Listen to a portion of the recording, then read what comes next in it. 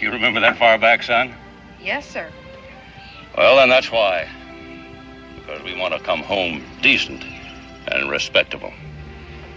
Yes, sir.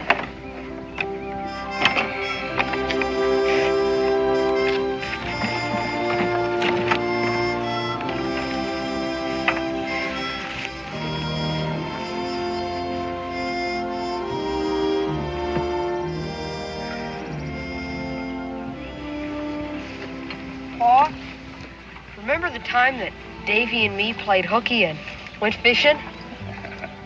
It was a good day for you, wasn't it? Yeah, it was always good when Davy was around. He'll be there to meet us, won't you, Pa? But don't count on him, son. Well, why not? He's still home, isn't he? Well, he'll be there to meet us. Give me the tar bucket. Get the jack, so I can prop up the axle while I pull the wheel. Well, go on. You won't be here long enough to pull that wheel. Charlie Pete. Well, I never figured you'd get up enough nerve to show your face around here, guest. That doesn't give you any grounds to try to order me off my own property. It ain't your land any longer.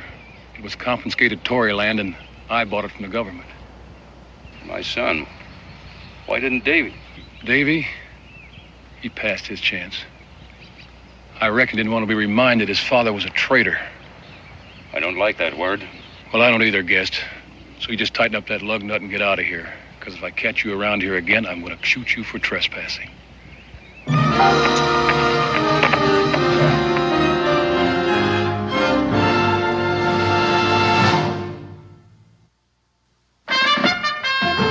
Daniel Boone was a man, yes, a big man, with an eye like an eagle and as tall as a mountain was he.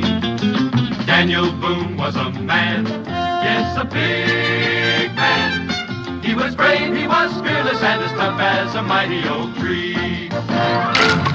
From the coonskin cap on the top of old Dan to the heel of his rawhide shoe, the rippin'est, roaring'est, fighting'est man the frontier ever knew. Daniel Boone was a man, yes, a big man, and he fought for America to make all Americans free. What a Boone wanted to do and what a dream come true was he.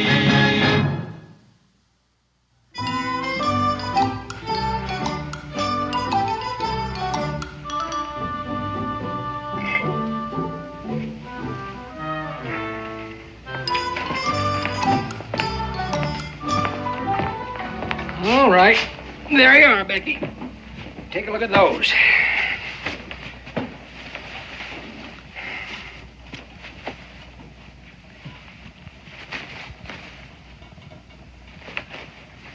This blueprint, I think. Yes, Becky. And I'll need some needles. I surely do hope you have a sugar loaf. Dan's mighty tired of that long sweetening. Yes, Becky. Ain't you finished buying stuff yet, Mom? Israel, I think I've got something here that'll help pass the time a little quicker.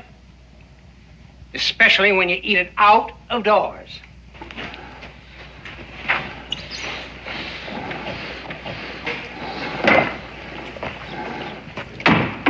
Morning, Mr. Pete. Well, good morning, Israel.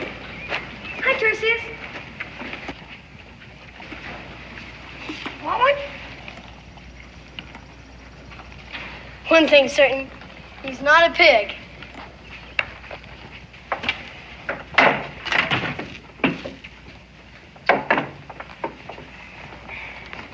Sam, we got things to do. What things? We got to see David Guest. What for? His pa just came back. John Gist is home. Yes, ma'am. I just run him and his son off my land. I reckon they figured Davy was still there. Davy ain't seen them yet? Nope. Becky, I got a feeling there's going to be trouble. John used to be our friend before he left. Yeah, that's just the way I figured. John used to be a friend.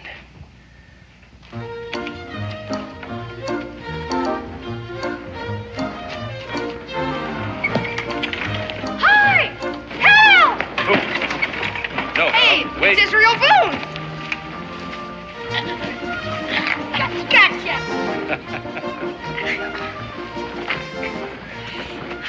Yes. Hello, Israel. Hey, come on.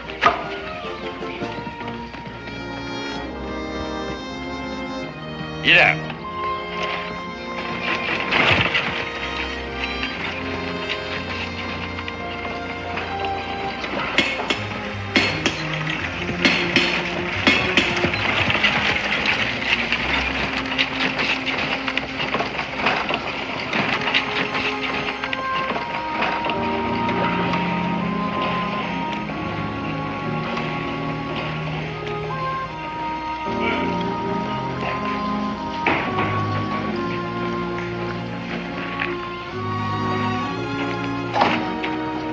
Just come to tell you about him.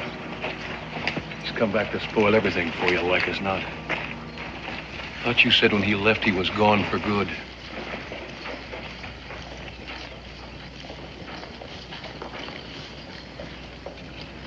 Welcome home, John.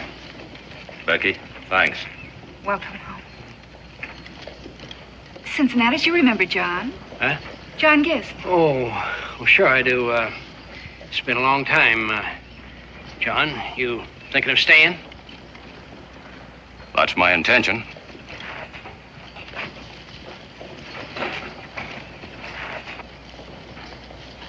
Davy.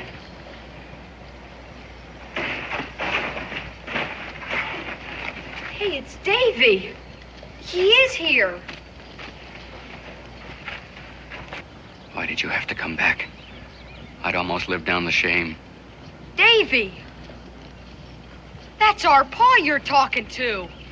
Hal, I thought you were... Go back to Canada. There's no place here for traitors.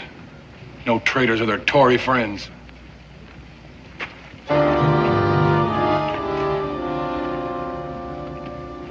I'd expected some distrust, but this... Find the boys, will you, John? I have to pick up some things in the store. Then you can take us home.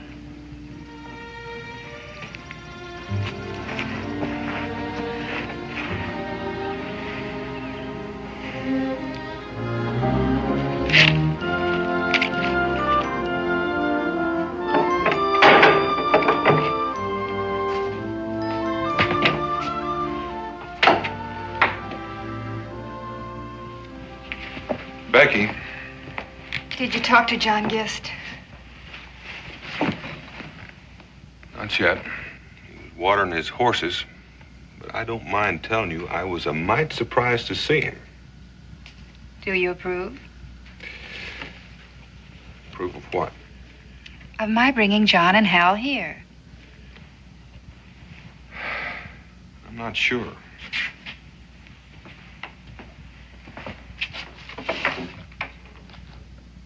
Maybe Paul will take us next time he walks traps.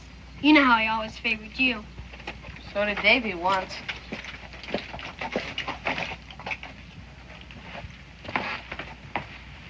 Becky. Dan, if you'd seen the welcome they got at the fort, you'd have brought them here, too.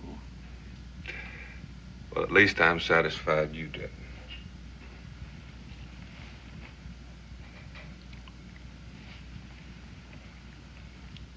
Dan, about John. I know what you're going to say.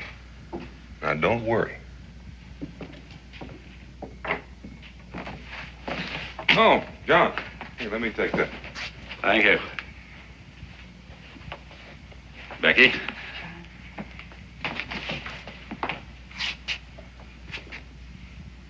Dan? Thank you for having us. Well, Becky's the one you'll want to be thanking, but be welcome. But you just as soon I hadn't come back. For your own sake, John, and to put it bluntly, I just as soon you'd stayed in Canada. Oh, come on in, Hal. Close the door, will you, Israel? Yes, sir.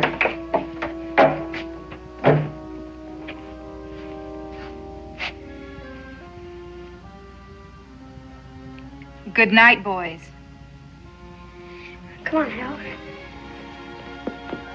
Up the ladder, Hal. Oh, remember, you stayed here lots of times.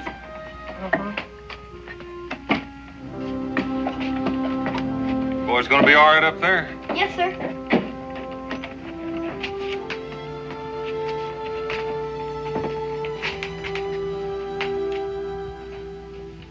John.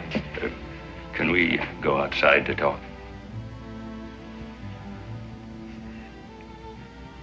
If you'll excuse me, Becky. Of course, John.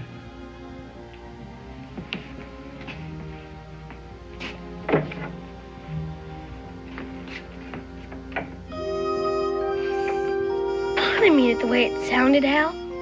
You know him. I know Davy, too.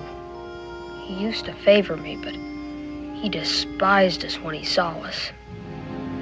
He hated Pa. What are you gonna do now, John? Your homestead's been sold.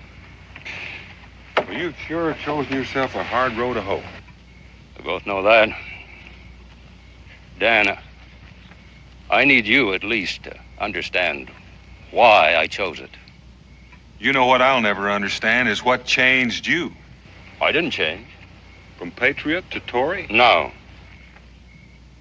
When the British were hunting the Virginia Burgesses to stand trial for their lives, didn't you risk your own neck to hide and protect them? Well, of course I did. And when the Redcoats finally fired on us, weren't you and Davy among the first to join the militia? And at Williamsburg, I saw you take a ball in the shoulder and come back in battle. To your credit, you did a good job of bandaging. And just when we needed you the most, you up and joined the British. After the Declaration of Independence. That's when we needed you. That's when my conscience wouldn't let me fight with you. Well, your conscience let you fight against us, though, with redcoat lead still in your shoulder. Dan, when the Crown oppressed us, we fought for justice, side by side. I would have died for it. I know that. But the Declaration turned that fight into a revolution, Dan, to overthrow our government. For liberty. I had liberty under British law for almost as long as I had lived. So did my father before me. I expected to find it again in Canada. Did you? Yes, I did. Well, why did you come back here? Because this is my country, and because my son was here. It took me a long time to understand what love of country means. To me, to love and cherish your homeland, not the men who happen to be running it. In other words, you're still loyal to the Crown. I didn't say that. Look, Dan, you and I grew up here to shoot fireworks and shout hurrah on George III's birthday. When I left, we were governed by the Continental Congress. Now it's the Articles of Confederation. And there's strong talk of a republic and an elected president. But the country, king, articles, or president, the land remains as dear to a man as his own mother. As much a part of him as his own sons. Even when his son and his country want no more to do with him. Well, I'm not going to argue with you about that, John. There's another thing you've got to think about. You aren't the only one that's going to have a hard road to hoe coming home. Hal? I know. Are you willing to see him go through it? Man or boy, your country is worth fighting for.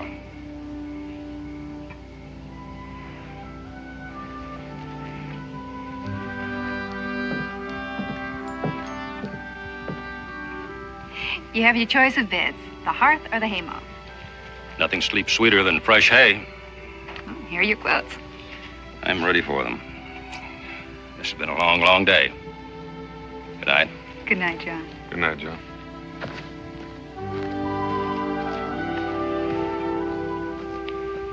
Penny? You know, Becky, my father used to like to tell about a tribe that believed that when a man could learn no more, it was time for him to leave this earth. Well, one old fella decided he could learn no more, and he sat down to smoke one last pipeful with his friends. And the boy, whose job it was to light the pipe, rubbed his fingers in the mud before he reached for the coals.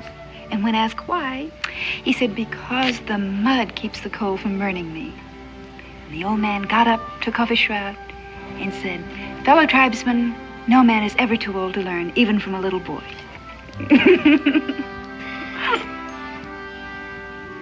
You know, Becky, Israel remembered that Hal Gist was his friend first, and left the questions to come as they will. I intend to remember that. I hope the people of this town remember that.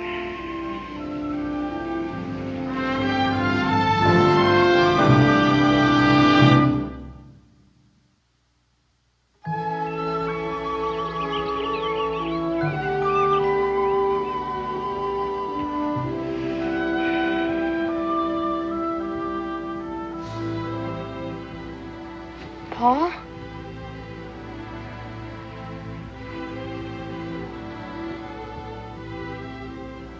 Pa?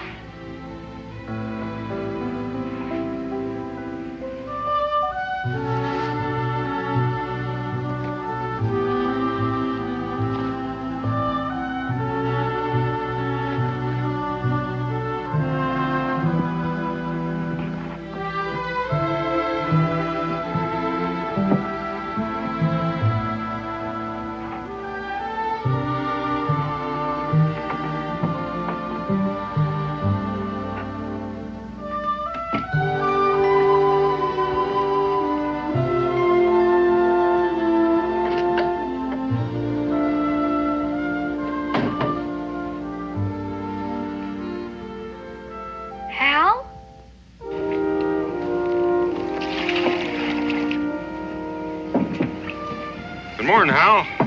Had your breakfast? No, I wasn't hungry, thanks.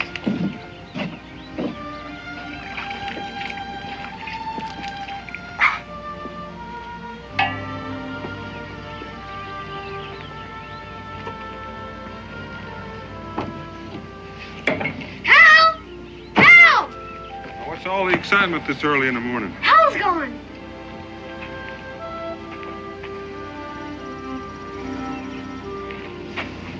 I guess I worry too much. Well, let you and I go in and have some breakfast. Hal said he wasn't hungry. Yo! Get it up! Go! You better get in there.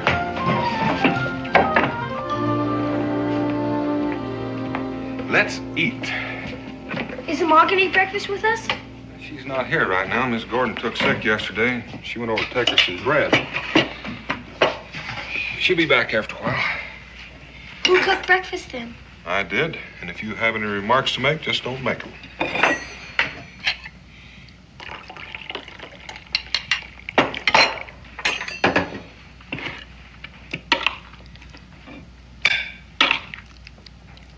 Cookin's pretty good, Pa.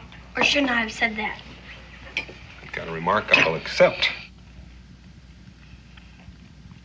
Pa, what do you suppose made Hal run off like that? All by himself? Sometimes when a person has a problem they're trying to solve, they like to be all alone. Did you figure out how to find him, Pa? Maybe he needs somebody to help him think.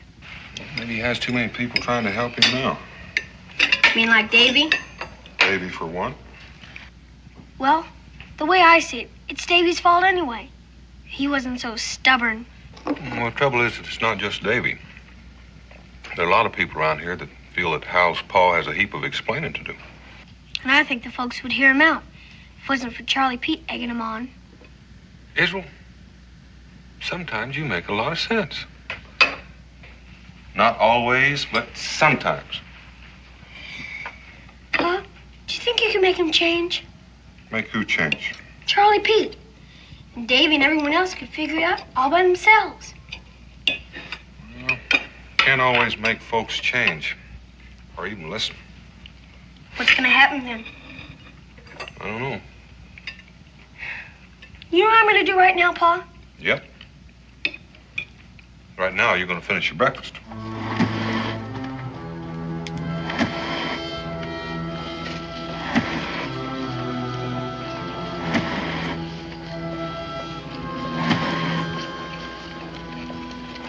Charlie, what can I do for you? Well, you can quit pumping that thing so we can have a quiet little talk. No reason why I can't continue working while we talk. Well, none of you pay close attention is now. Charlie, if you got something to say, say it. Yeah, it's about your pa.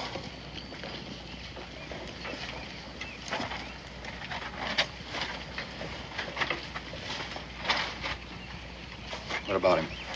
You figure he plans on staying in this territory? How should I know? I haven't talked to him. Well, that's just what I come to speak to you about. You know, Dave, you got a lot to live down. I know that. You gotta realize what I'm telling you is for your own good. You haven't told me anything yet. We had a little meeting last night. What kind of meeting? Just some of the folks that feel the same as I do about Tory traitors crawling back home and thinking they're as good as other people. What's that got to do with me? Just this.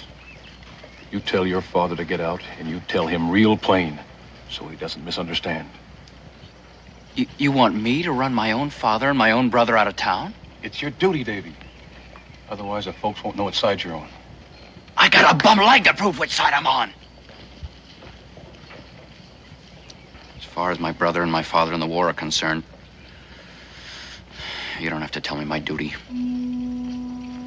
Well, I reckon that means you're with us, Santa.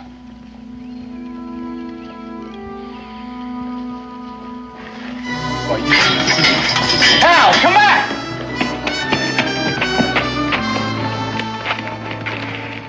You catch him stupid again, you ought to tan him good. That was my brother. We were always real close. He was coming to be with me. On our side.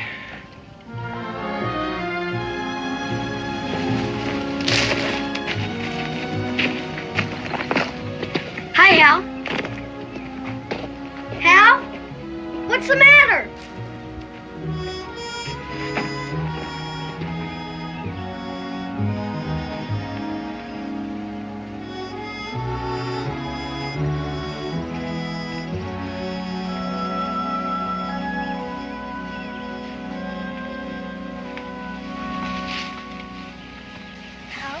What's the matter? Isn't there some way I can help? Go away. There's nothing anyone can do to help. Just go on away.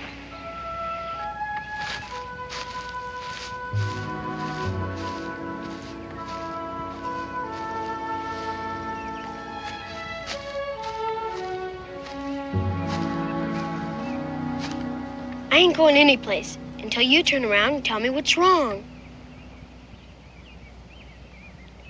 Well, if you feel that bad, why don't you cry? Pa says it's no disgrace. He says it does a body good. I guess you've been talking to Davy. No, I meant to, though, but that old Charlie Pete got there first, and he and Davy talked. What were they talking about? Well, Charlie Pete done most of it, but he talked like he blamed Davy for something that Pa had done. That's what the preacher must have meant last time he came down. What did he say? He said something about the sins of the father coming to visit with his sons. What does that mean? I ain't sure. Unless it means sometimes grown-ups do something to make it hard for us kids. You know something, Israel? You're real smart. Pa don't think so sometimes. And you're a real good friend, too. Well, you know, I feel a whole lot better now that you and me have had a talk. You mean that? Cross my heart. Well, if you feel that much better, why don't you and me go fishing? Come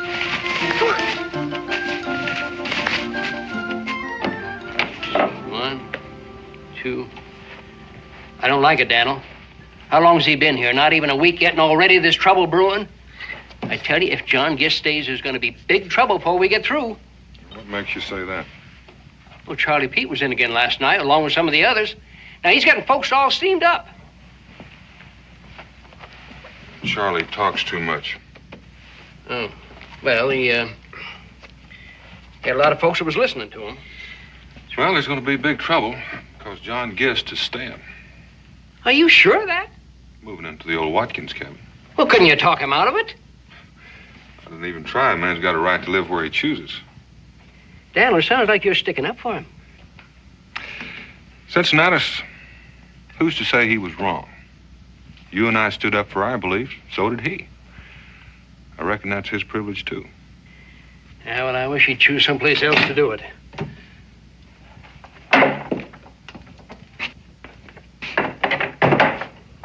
Dan?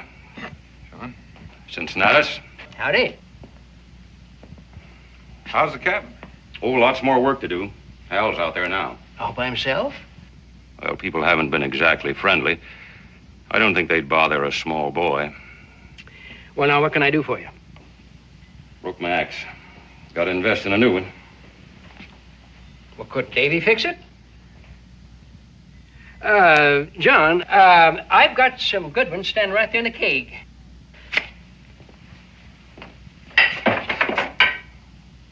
How much? $1.50. $1.50? Well, everything is dear these days. That's top-notch Pennsylvania steel. John, I'll take any old one for 2 bits. Yeah, you can get it fixed. And I'll put it on your account, John. Thank you. John? Oh, folks will change in time. Not unless you help me. How? I can't hold them at gun's point. It wouldn't do no good if you could. Guns ain't gonna settle this. You gotta talk to people, explain why you come back. Charlie Pete or no Charlie Pete. Most of them are so scared of Charlie, they won't listen when I say hello. Even my own son. And you're going to have to make them. Gain their respect. And that'll be the end of Charlie Pete. Well, I hope I live that long. I hope so, too, John, for all our sakes. Because if folks don't get cured of this being afraid, everything we fought for in this country is just going to fade away like summer snow. Well, thanks anyway. So long.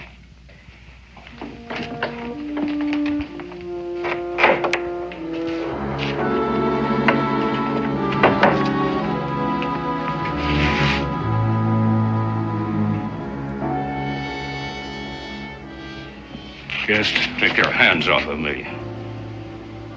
If I catch that wolf of yours spying on me just once more, I want to teach him a lesson he'll never forget. He didn't spy on you. You heard what I said. Charlie, if you ever so much as touch that boy, I'll hang your hide up to dry. I don't take words like that off your kind. You'll take them from me. Are you choosing me, traitor?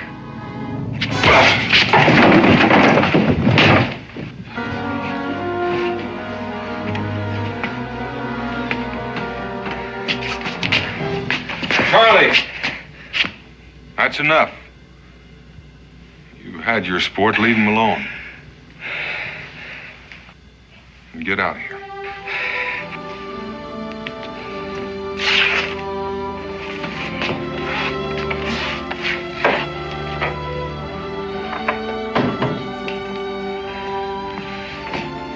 You all right? I'm still alive.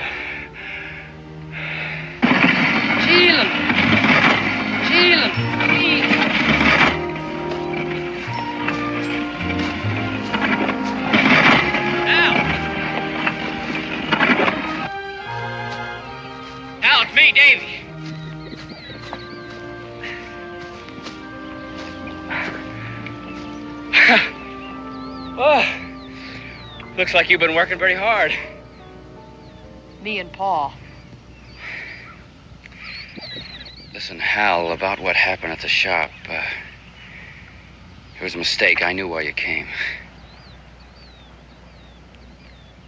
I should have known, Davy. Now, look, he can go back to Canada where he belongs. To Canada? Oh, you know Pa. He feels he belongs here. He's got to go, Hal, or else... Or else you and your friend Charlie Pete will run him out or shoot him. Can't you see? That's just what we don't want. He's a traitor, Hal. Well, at least he did it on his own. He didn't have no Charlie Pete telling him what to do. Our Pa. Yours if you want him.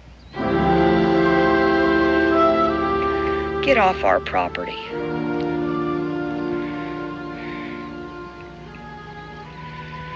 I'm taking you along with me.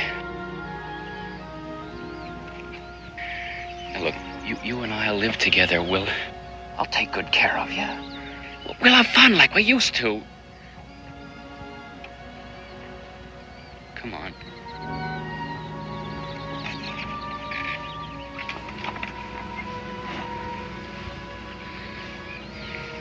All right, have it your own way.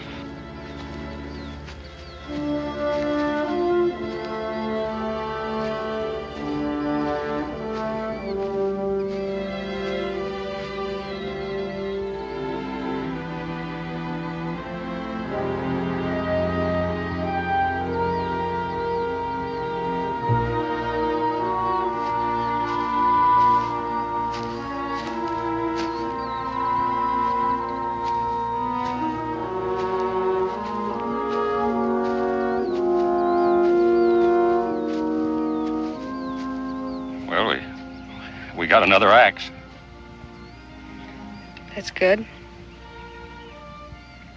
Anything you want to tell me, son? Pa, why do we stay here? Because this is our country, son. Pa, can't you see it don't want us? Don't forget, we have friends here, as well as enemies. We can go back to Canada. Man can't keep running from himself, Hal. He's got to make a stand for what he thinks is right. No matter if somebody else gets hurt. No matter. Now I got sins from you and Davy both that's come to visit with me. It just don't seem fair. Get up.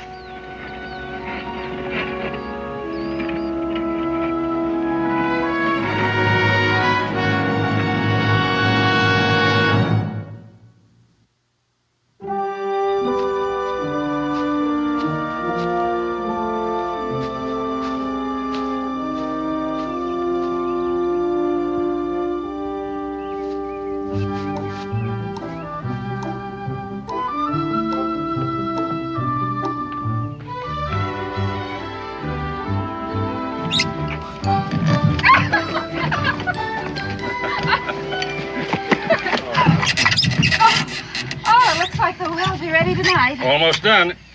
Are you boys coming? Oh, we're almost done, too. Hey, Paul, let's have a race. John, all right? Well, I was going to race. Let's see how fast you get that firewood in the house. Well, let's get started. Come on, Hal. Grab a handful. I'll carry There more you than go. you. Want a bet? John, we can't let him beat us. Hurry up. We'll beat him, all right. What if we don't hurry? Come on. All right, don't slow down now. We're done. We're done. We're all finished here. Oh, it's a dive. Oh, where's that dipper? Oh, here. You get the first drink, Mr. Boone. Well, thank you, Hal. Yeah, your company. Besides, it might be tainted. Good and sweet. At least you won't have to wash your face tonight. Well, now the well's done. Let's see if Becky's ready for first fire. Yeah, let's let her up. Time to light first fire. I heard. I've already kindled it.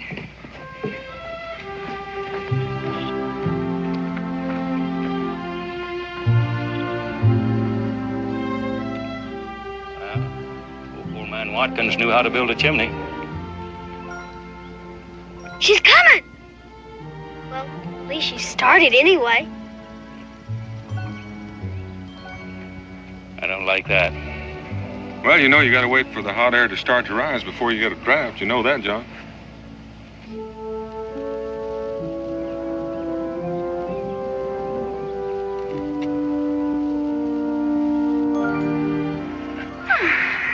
First smoke off of our new hearth.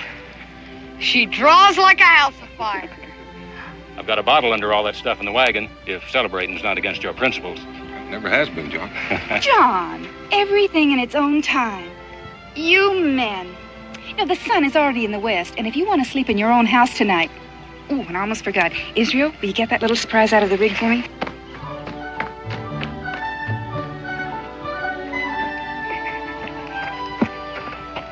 housewarming remembrance from our family to yours. Thanks, Becky. Thanks very much. You're pretty. I remember when Ma was alive. I'll take them, dear. I'm going to go inside and finish anyway. Come on, Hal, you're slowing down. Well, that's the first step, John. Hal's got his own home again. Now, if only Davy. Well, just give him a little time. Are you two grown men going to stand there and let the children do your work? And we're ready for the furniture. You just heard the general speak.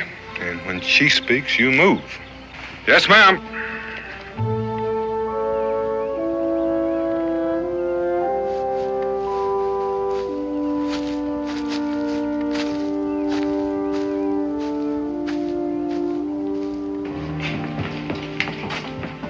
Where do you want me to put these? I'll put them right there. You know, John, I'll come back tomorrow and help you get your things arranged. Oh, is there anything else you want me to bring in, Pa? Well, I guess that's about it for now. Except for that bottle under the front seat. I've been saving it for a long time, Dan. Against the time we'd have a home again.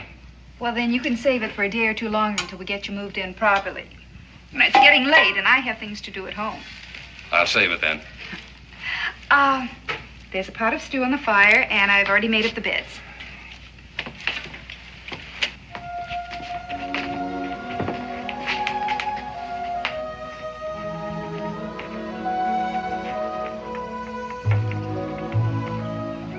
Hal, are you going to say goodbye?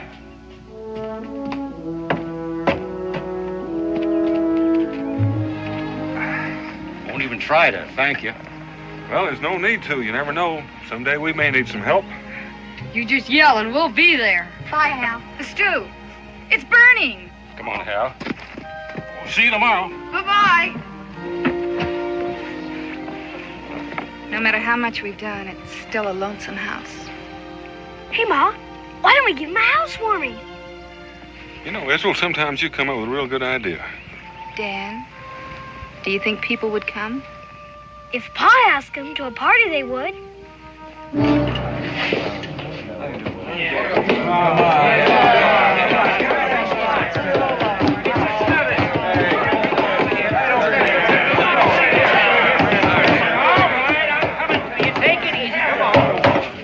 That's all there is.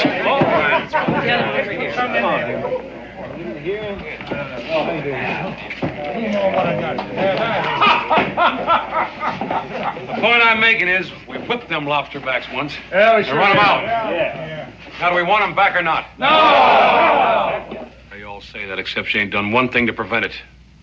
We already got one here, and he's took up land and moved into a house, and not one man's raised a hand against him. You, Henry, you lost a boy in the war, and for all you know, it was John Guest that shot him.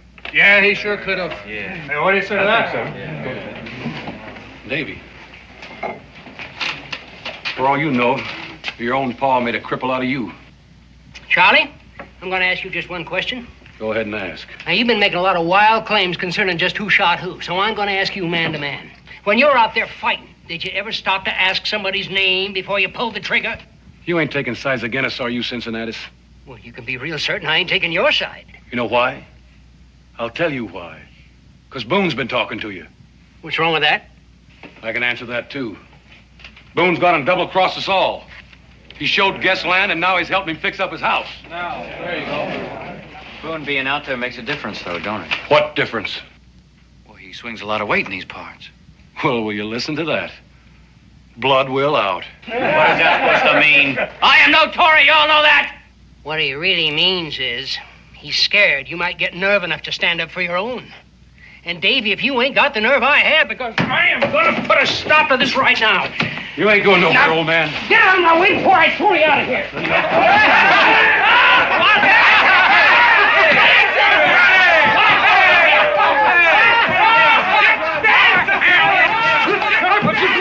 Get your hands! Any more yellow bellies around here? All right, come on then. Any man that hangs back's a Tory. You with us, Davy? Now, let's go. Come on.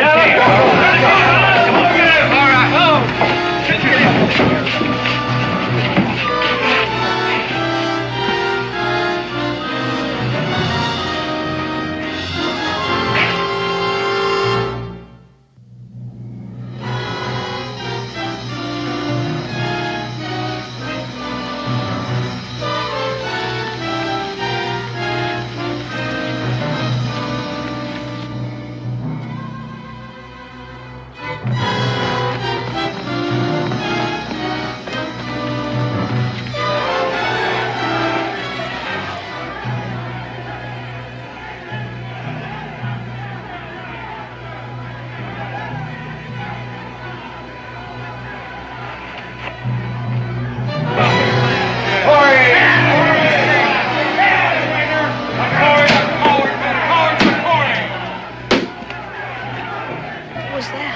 It's all right, son.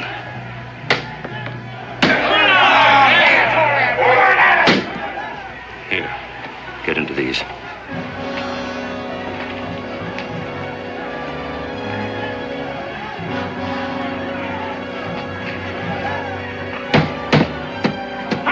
Come out, traitor! Yes,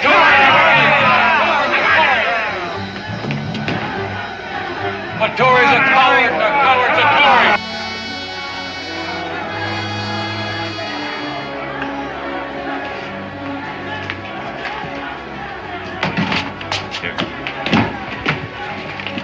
Climb out the window when I shut the door.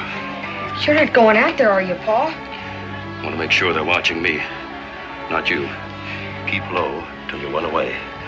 Then make it to the Boones for help as fast as you can go. Yes, sir.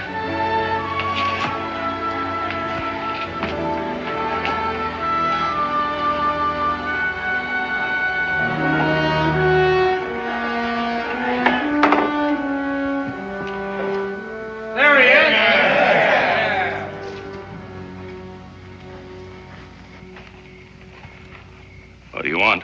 Well, it ain't no welcome home, I'll promise you. Where's Hal? You think I'd bring him out here to face your friends? We'll get him out before we're done with you, and we'll learn him about Tories. Yeah. Ain't you glad to see your own colors? Take a look.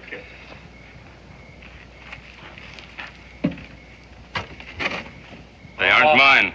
Put it back. Make him stomp on it. Let's make him throw it down on the ground and stomp on it. Let him take it along with him. That's fair enough. You can take your rag along with you.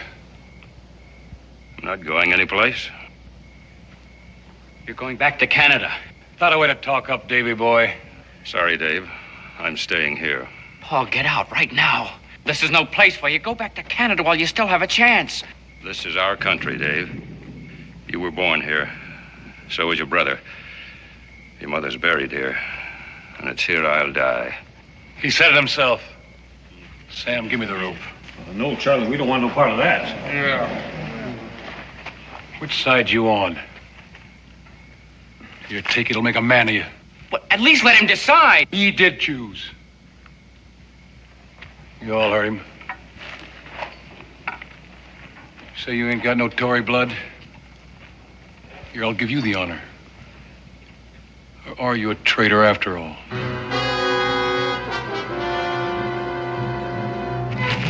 No, hey! What? Get out, run! Give it to him. That's it, right. Give it to him. Yeah.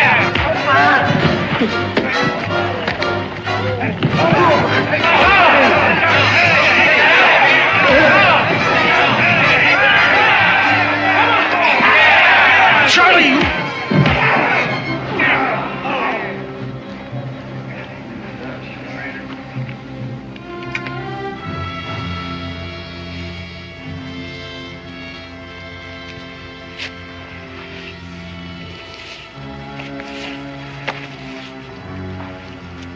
Charlie, there ain't no need for that. Let him go back to Canada.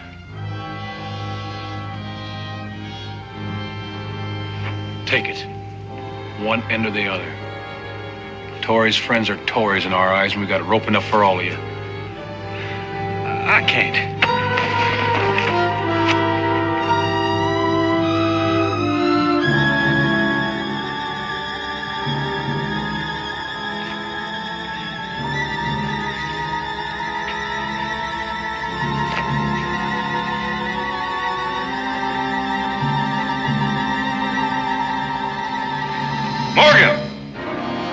Drop that rope or I'll drop you, and it won't make much difference to me either way. You can only get one of us, Boone. I'll let you figure out which one it'll be, Charlie.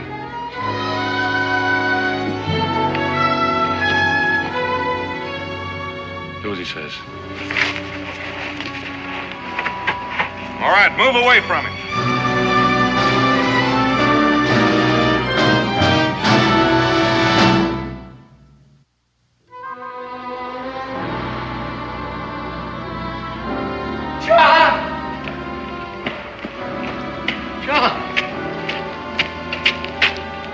Daniel. I wouldn't do that if I were you, Charlie. Sam.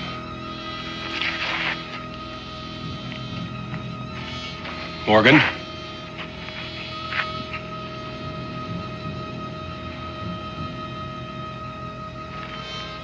Tupper.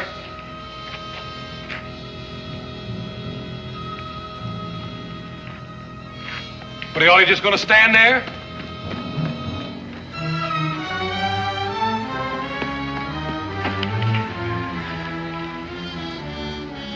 They didn't quite commit a murder, Charlie. No thanks to you.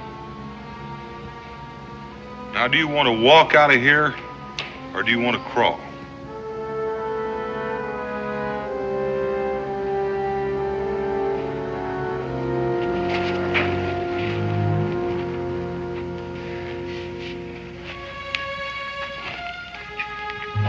Neighbors? Don't leave. I think this is the time and place for us to try and understand each other. Stevens, Joe McAdams, Simon. Hardly a man here I haven't fought beside. You betrayed the revolution. Not as much as you, Morgan. The revolution was fought to prove man's right to his own conscience, whether you or me or anyone else agrees or not. Now, you men, you dared fight the redcoats and stand up to George III, and yet you knuckled under to Charlie Pete because you were afraid that Charlie would think you were unpatriotic. Sorry, John, it was your speech, not mine. You said it better than I ever could.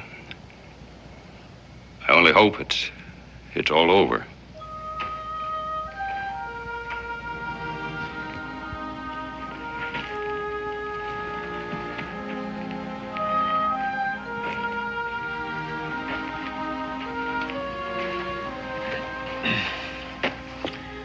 Good night, John. Morgan?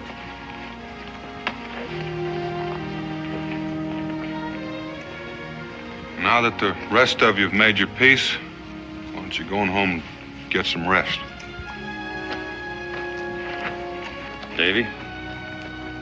Son? Hey, we're a family again, huh? Israel, I think we better start preparing for that housewarming. That's a good idea.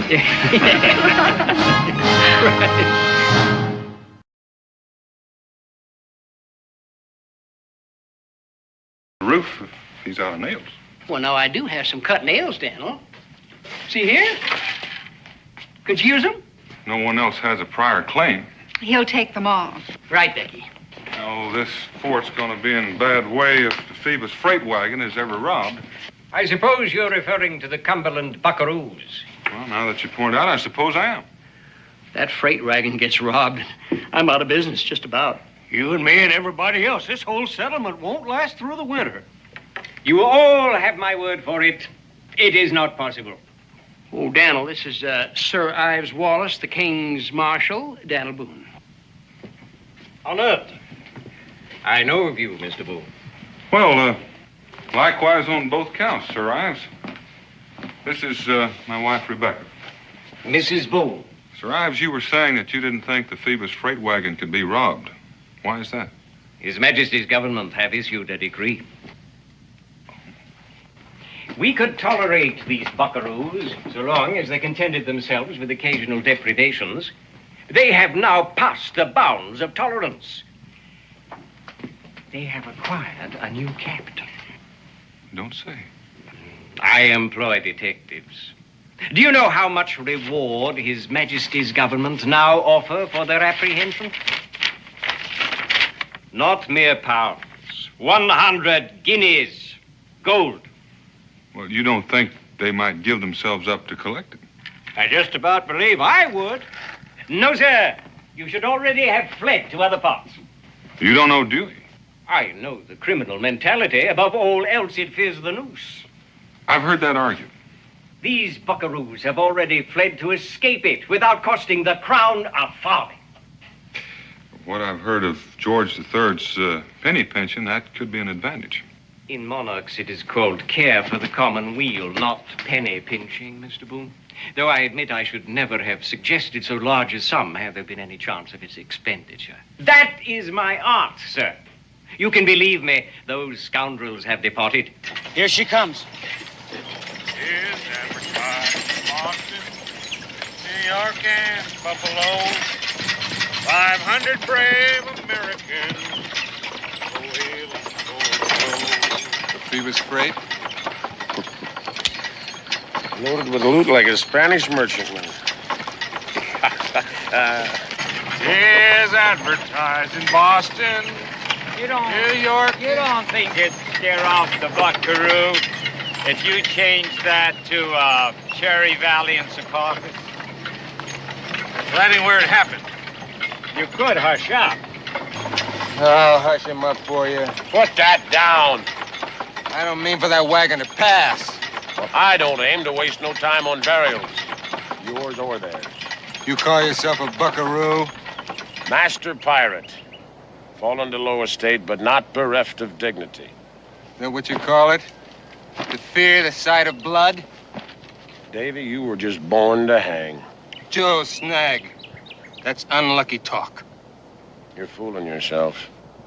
You Cumberland buckaroos need me. Just wait till we don't, Davy. I'll sop up his gravy. After the hanging.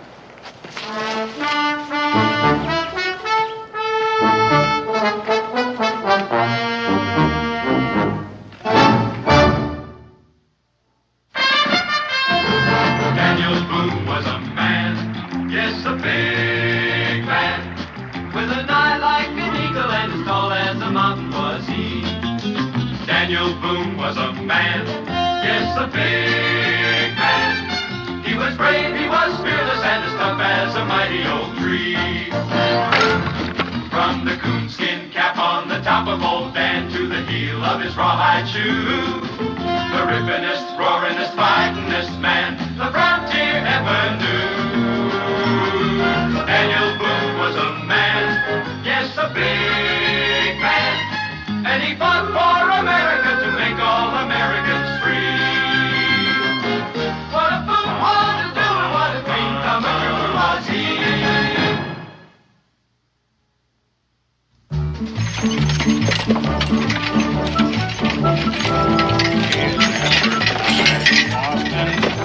New York and... Kids! Oh! Robbed him and hung him! They ain't ever killed before.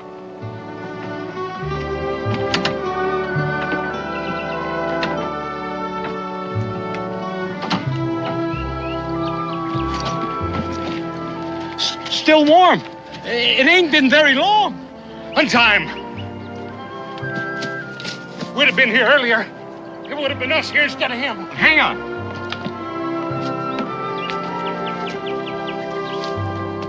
Careful, careful. Let him down gentle. Gentle now. Well, now, that was right neighborly of you. Buckaroos!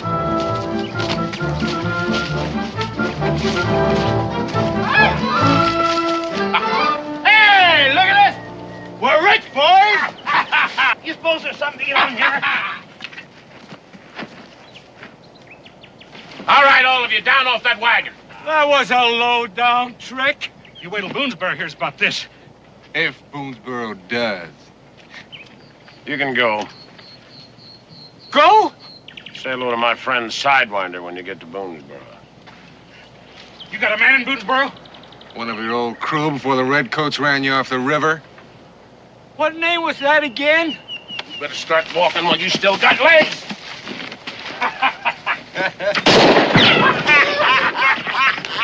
All right, let's get this wagon turned around and out of here before the whole world descends on us.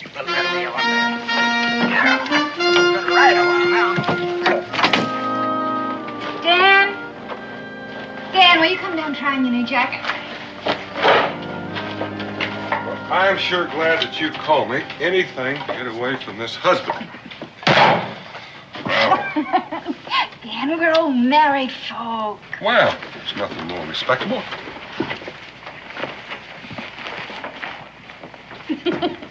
Pa, we got company. Every time I see you, Israel, you're eating. It's Dewey.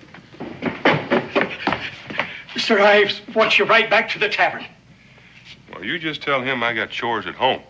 The Phoebus freight's been taken by the buckaroos. The freighters just got to the tavern. They've been walking all day. Escaped by the skin of their teeth. The buckaroos come close to hanging them. Oh, dear. Now, that ain't the worst by far. Them murderers owned up. They got an accomplice right here in Boonesboro. That's awful. Well, that's true. Why would they want to give away their own man? They dropped the wagon man a powerful hint by accident. Pa, I could find out who he is. You know, I could sneak around like I was playing, and then I could listen to what everybody was saying. You do, young man, and you'll get your hide tanned, and I wouldn't lift a hand to interfere. Now, you tell them that we don't know any spies. He says between you and Cincinnati's keeping store, you know everybody in these parts. He wants you to put 2 and 2 together and come up with who in our midst the traitor is. Can I come, Pa? This is confidential, just between Cincinnati's and your pa. King's marshaled orders. You don't get to that position without your being shrewd, even if you are a sir. Well, I shouldn't be long. There from the tree he swings, wall-eyed as a horse in fit, tongue hanging out, face as black as night. Tongue lolling out, face black as night. Right. Sam, this. It just seems like there's nothing but robberies around here lately. It was one of their own men. So you went up to cut him down. His pals grabbed the wagon. He came to life again, and you took to your heels. No, sir, I'm a freight man. I fought for that wagon. That's what I'm paid for. That captain was bloodthirsty. Speaking about thirst. The rum's out, but there's plenty of cold well water left.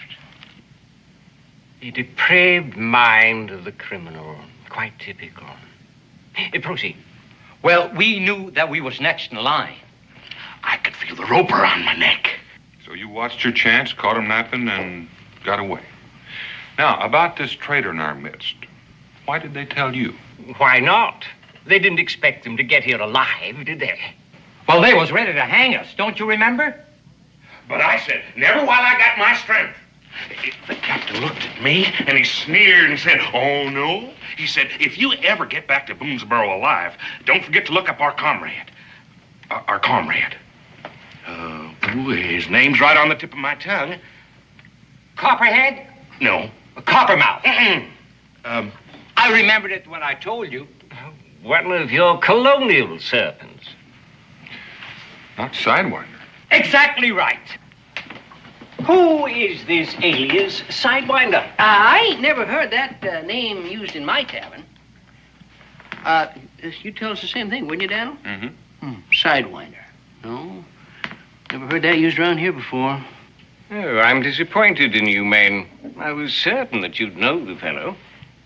But I still have a trick or two. Yes, I'll just bet you have, Sir Ives. Come along.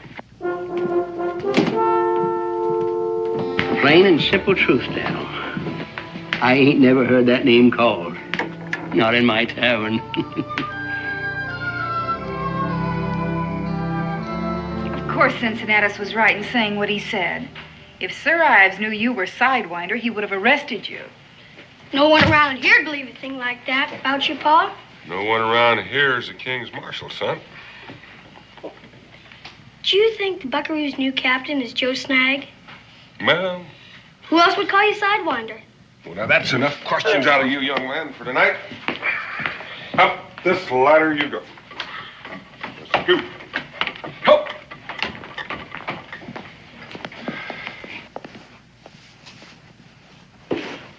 Maybe Joe Snag is in trouble. And his dropping the name Sidewinder was a signal that he needed some help. Well, he's never been in such a jam before that he needed to call for help. Maybe it's just his way of sending greetings or an invitation to a fight. Or maybe he figures on getting even with me for tricking him into getting my furs back from those fur thieves. And they were your furs. Yeah, but I felt like the pirate. And when Joe escaped the noose, When you helped him escape. well, whether I did or I didn't, I still got to get that wagon back. Not alone. That's the only way. Dan, there isn't a man in this settlement whose existence isn't dependent upon what's in that wagon. Now, any one of them would be glad to help. Well, when they get that wagon back, then they'll want to hang whoever took it. And if it is Joe, I wouldn't want to see him get hurt. And if it isn't? Well, then I might have a little trouble on my hands. I'd feel much better if you took someone along. Two of us to handle one measly bunch of buckaroos while we'd embarrass Kentucky. I don't care who you embarrass. I don't want to see you go alone.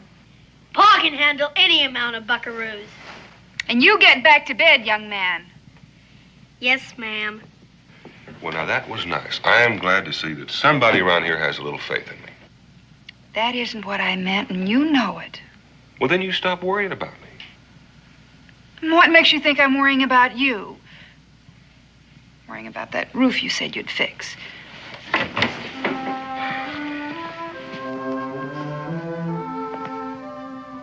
Now, you know that that roof is going to still be there when I get back.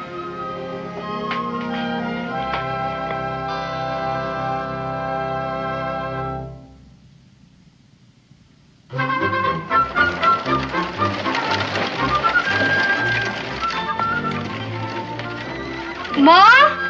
Yes? What is it, Israel? What do you suppose he wants so early in the morning? I don't know, but I could probably guess. Now, Israel, don't say anything to offend him. I'll try not to.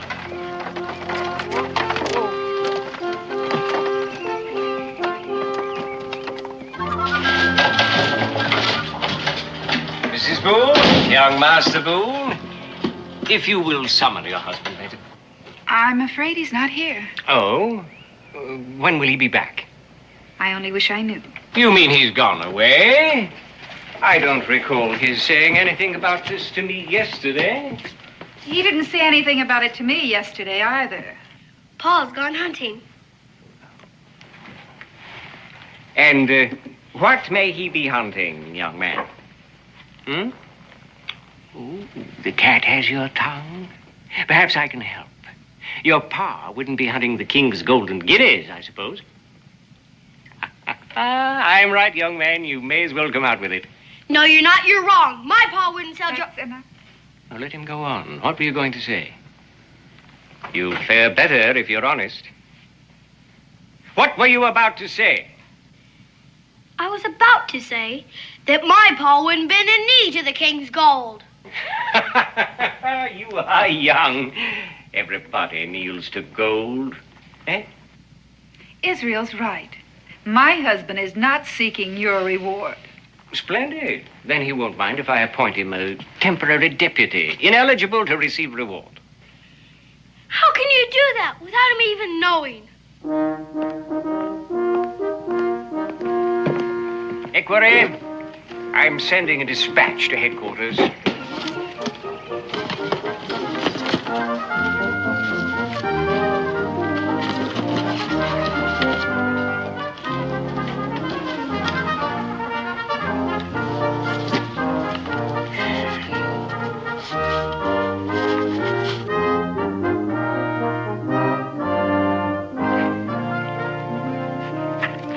Sand this.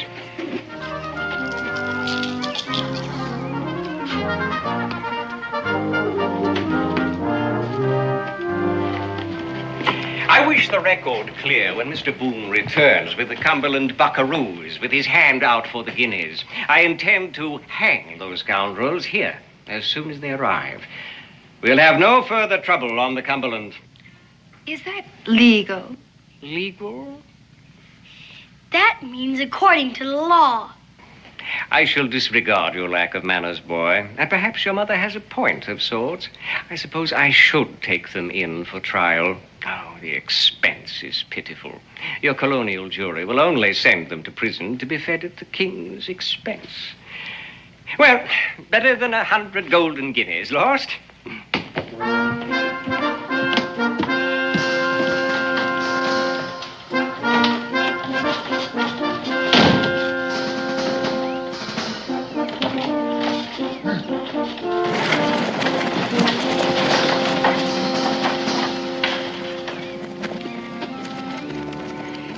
In Boonesboro without a trial, indeed.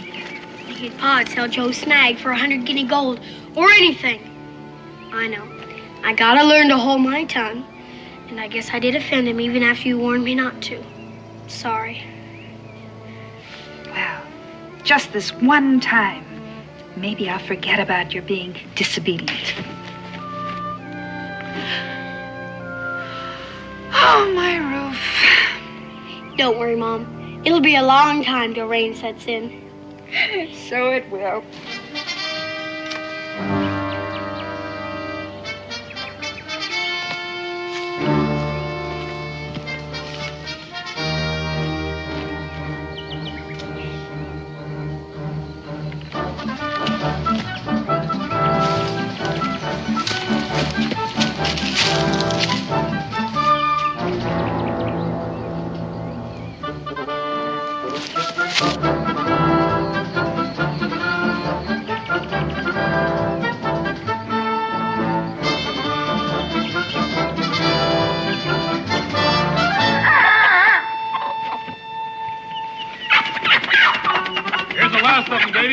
Clean him. Leave it, Neil.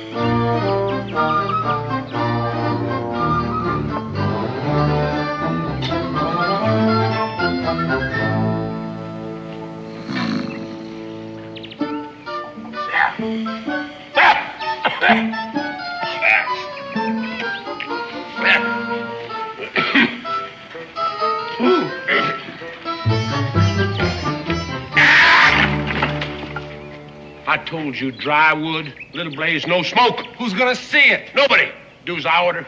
I don't have to take no orders from you. Well, you do unless you want to find your own way to the hangman. When my day comes, don't ask for no mercy. Yeah, well, you just start from scratch and do it right. And you just might live till your day comes.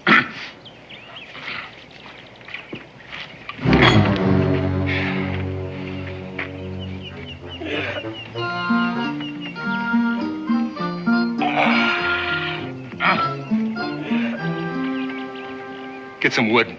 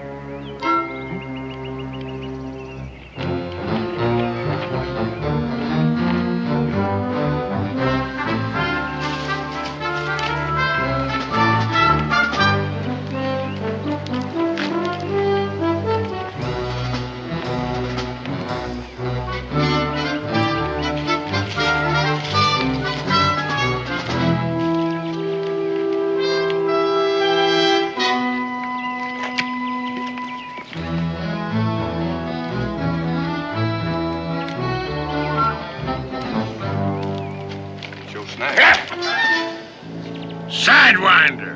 I thought that was your back I was looking at. Hey, let me embrace you. Not until you lower those pistols. Hey, why not? As soon as you lower that there rifle. Hey, did you come after the wagon? Uh-huh. Oh, there ain't a man in all creation hurts me worse to say no to than you. Nevertheless, I've got to take it back with me. Well, now you hear my story, then you'll be on my side. Go ahead. You take it better if you're sitting down. I'll do the best I can right here. All right, but it sure is tragic. You remember that district governor I told you about? One I relieved of all his earthly possessions when he's on his way up to Canada? You loaned me some of his fancy London-made clothes? Loaned them to you? I'd give them to you. Give you a gift out of pure friendship. Well, anyway, he turned out to be the vengefulest, worst-humoredest rich man I ever despoiled in all my business life. Well, they're apt to be. Yeah. Well, in the dead of night, he come up with redcoats and cannons. Now, them redcoats we could have swallowed. But them cannons are roaring all around us. My house despoiled, all my boats were sunk, my men scattered to the winds. And you joined up with these sleazy bunkaroos.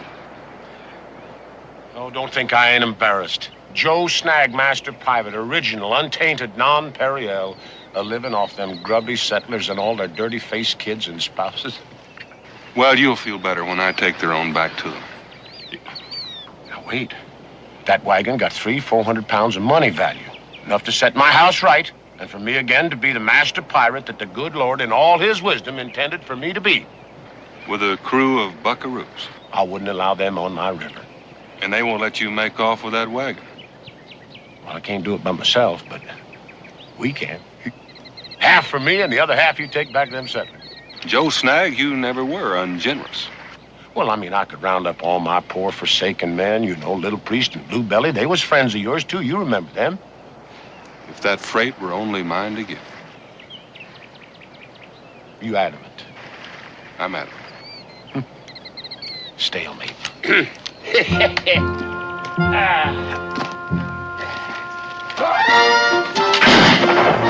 Oh, you are a hard man to convince. I say the same about you. Come on. I don't like the company you keep. What, you thought I was going to turn you over to them? Sidewinder, that would be an evil day for both of us. They knowed you was here. No, I'm just going to stash you whilst you change your mind about our deal. Now, come on, hurry up. Somebody must have heard that rifle fire. Oh, wait a minute. I'm afraid it's too late. Hey, I've got him right over here. I got that thief.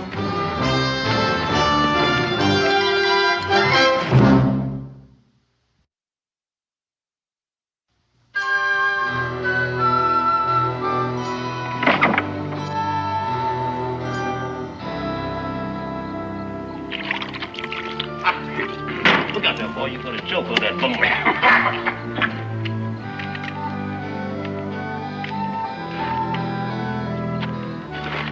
Worry about our wagon, spoil your appetite? Worried about somebody snaking it off when you ain't looking. No, hold it. Nobody couldn't snake it off without my seeing it. Oh, no? He'd come pretty close to it. Without me, he'd have been long gone with it, but now? He won't live to boast of it. Yeah, well, you and him is alike in that way. He'll live just as long as I say so. I don't die of hunger first. So any way you like. Somebody fetch him some victuals, and right now. They didn't invite him. He's in the same line of work as us. He don't want to go hungry. Oh. Whoops. Get it nice and clean for him now. Here, if you don't clamp down real tight on your teeth, you won't notice a little bit of ashes. Look out, I will take care of him. Captain Nursemaid. Yeah. I got better things for you to do, the whole mess of you. Now, I want you to scout around out there and see can you find anybody. He might have brought his whole gang with him. You just cover the whole vicinity and you don't come back till you're sure. All right, you can't find nobody standing there. Get a move on. Go on.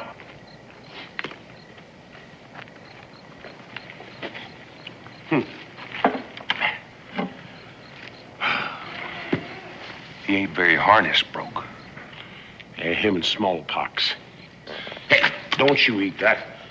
Get you something fresh.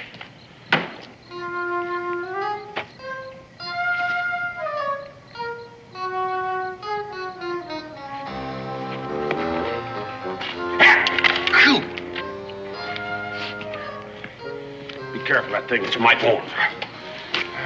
You could do better if you'd untie him. Well, all you got to do is say the word. It kind of sticks in my craw. Sidewinder, won't you be reasonable? What? All four of them? Well, that'll be Davy. He's the only one don't take orders. He's leaving us. Well, listen, I'll just be back directly if I don't get ambushed on the way, all right? If you don't come back, I'll never call you friend again. Yeah. Oh, here. Do the best you can with that. And don't spill a drop.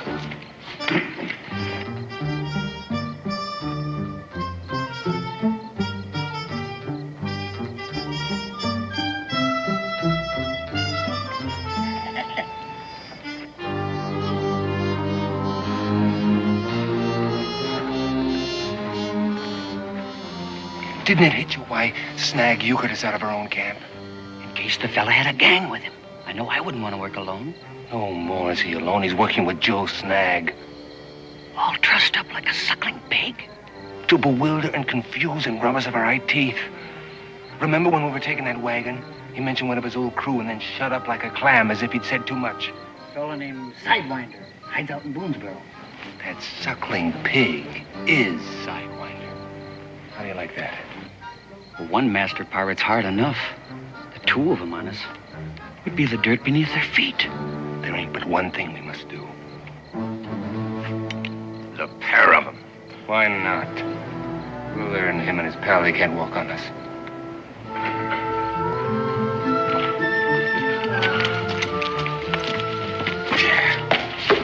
Hadn't it been for you, we'd be on our way now. Happy as babies on a holiday and rich as a pair of lords.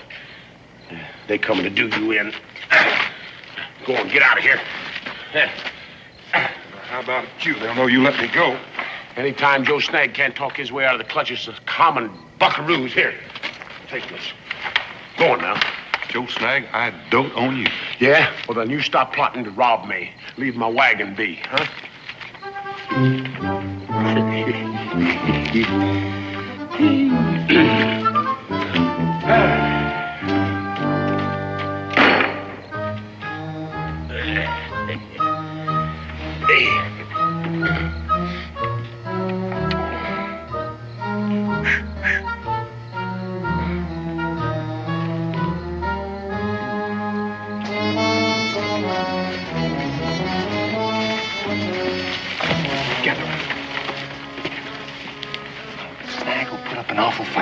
You three grab him and hold him.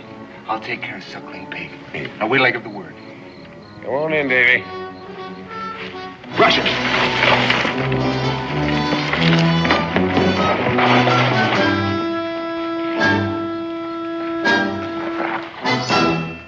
Find any skulkers? Where is he? You let him go? I did indeed. Then what did I tell you? That he was one of my old river crew. Come to work with me again, you buckaroos. Well, you're wrong again, Davy, as usual. It's Daniel Boone. Daniel Boone? They sent him up to that wagon. You raised a hand against him, all Kentucky would have been one hue and cry. I let him go to save your no-good rotten hides. That's how I've been working agin you. By gullies. By gullies. Kentucky don't care what we do to you. Oh, well, we've been through all that before, ain't we? Not the same. At that time, we still needed you. Bottle, fetch a rope. You'll soon see who of us was born to hang.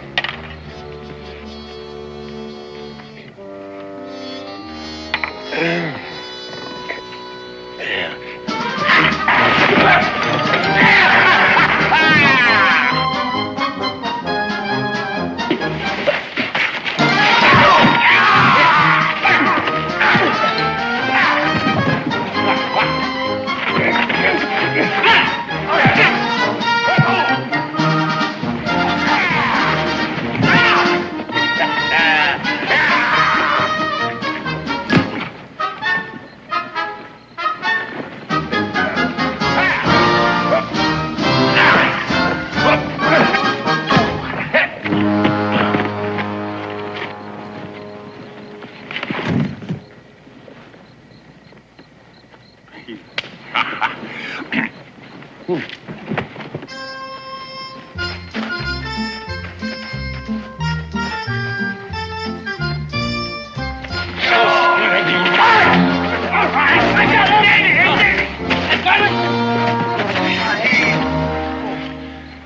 you.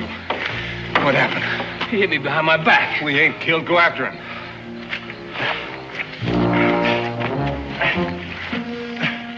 What about you? Someone's got to grab the wagon.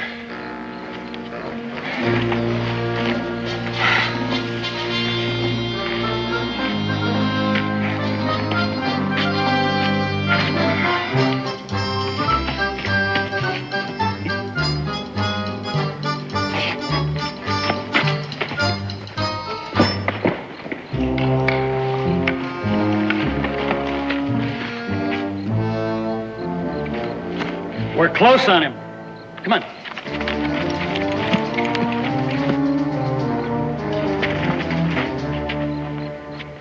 Now which way, Dumas? He's got to be that way. Well, what are we waiting for? Come on, we can't miss him.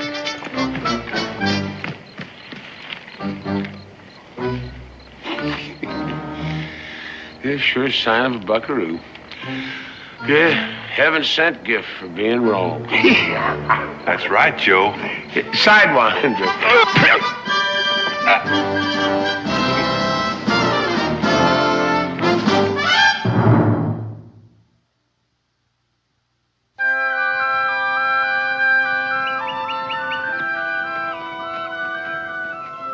I'm so dad blang hungry I could eat a skunk. Over here.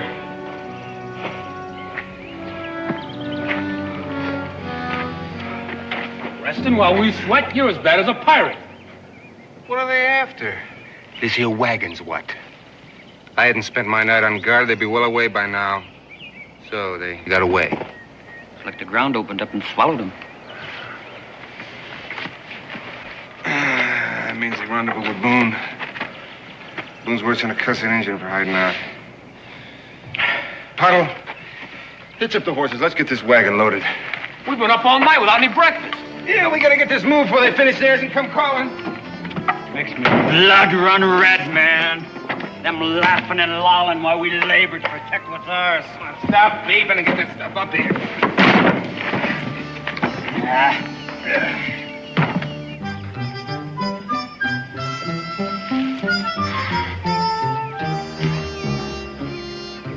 Rope's too tight? Well, ain't no worse than I had you. But if I'd have come on you fighting for your life against them buckaroos, I sure wouldn't just stood around and enjoyed the fight. Well, I might have snuck up behind him and hit him with a club, if I'd thought of it. So that's what happened to poor old Beetle and Pottles, huh? Well, don't thank me. I ain't. What's that you plotting there at camp? Camp and the wagon. But there's no chance of getting that wagon without rousing them. Yeah, well, why you think it's still there and I ain't back on my river? Looks like you're just gonna have to trust me. The way you trusted me? Yeah. Reckon I'll have to. Paul. Yeah, sure did feel a little naked without them. Now, way I see it, you go to the camp and make a ruction and take off with them a hot-footing right after. No, not me. You've already proved you can outrun them. Whilst you make off with the wagon? Neither one of us been able to get the best of the other one for very long, so what do you say we just let it rest? Well, I guess we best to spy out the lay of the land, just handle whatever comes up, huh?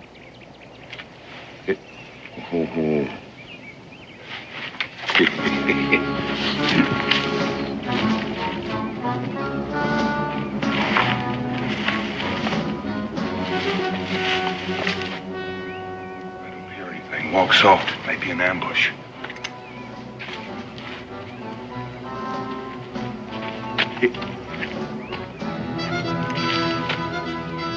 Wagon's gone. My bed with it.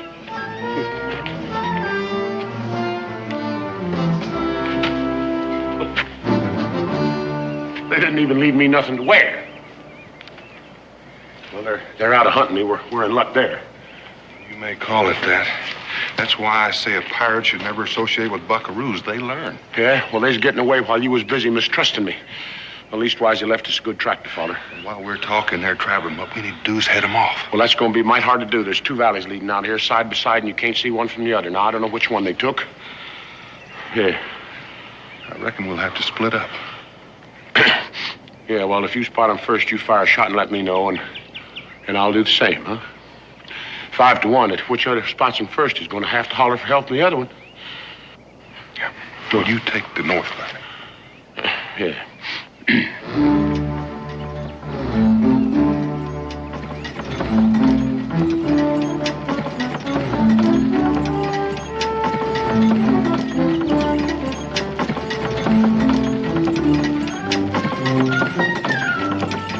First thing, I'll sell up the load, get capital. New rifle, horses, 3 or 4 new men.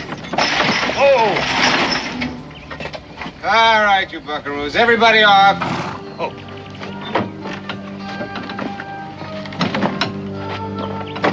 Maybe 8 or 9 new men. The name of Davy Rock will be historical. Must have fallen out of the tree. Well, however it got here, it's got to be carried away. Get to it!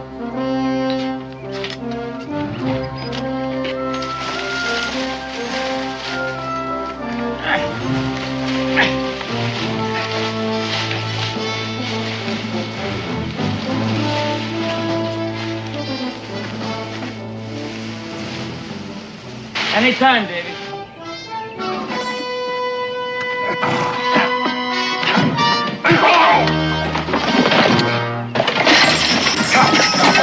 Stop him!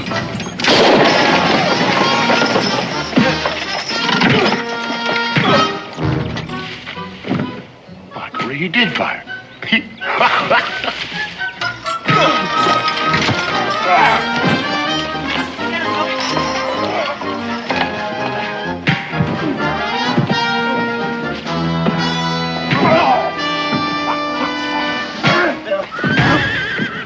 In serious trouble. Getting soft in the brain.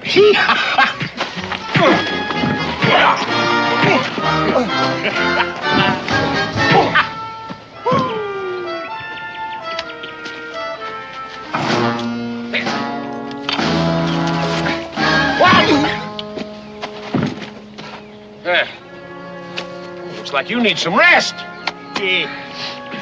Friends are beginning to wake up. All right, on your bellies, faces down. Here, you, get over there. Come on, you two. There. I best get you in some shade. That sun's gonna addle your brain.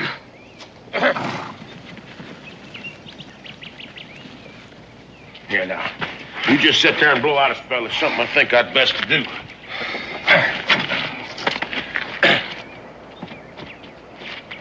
Hey, Davy, I want you to tie them rascals up now. Come on. Tie him up. Good and snug. Here. There you go. Hey, come on, get up there. Let's put a move on it. Let's put a move. We ain't got all day here. Yeah, that's it. Get them nice and snug now. That's it. I'll get them. Tight, Davy. Yeah, well, that's it. There you go.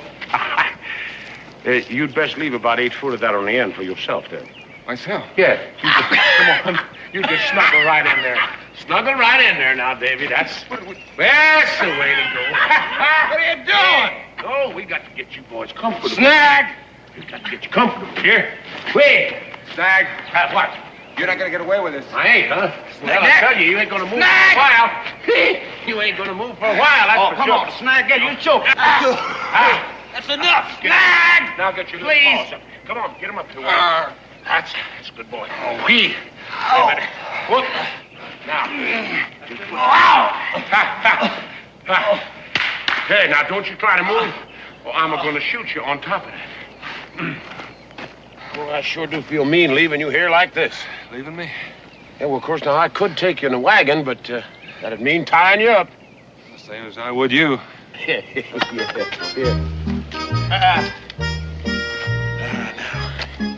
Tell me something. You feel strong enough to lift up them big feet of yours, huh? Yeah, come on.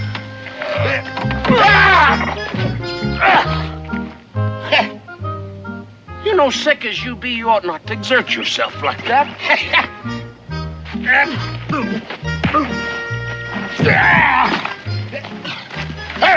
Hold it, Sidewinder. Wait a minute. I think you done broke my spectacles looking in there.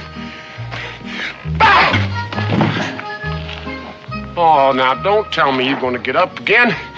Well, you must have hide thick on the barn board. Huh?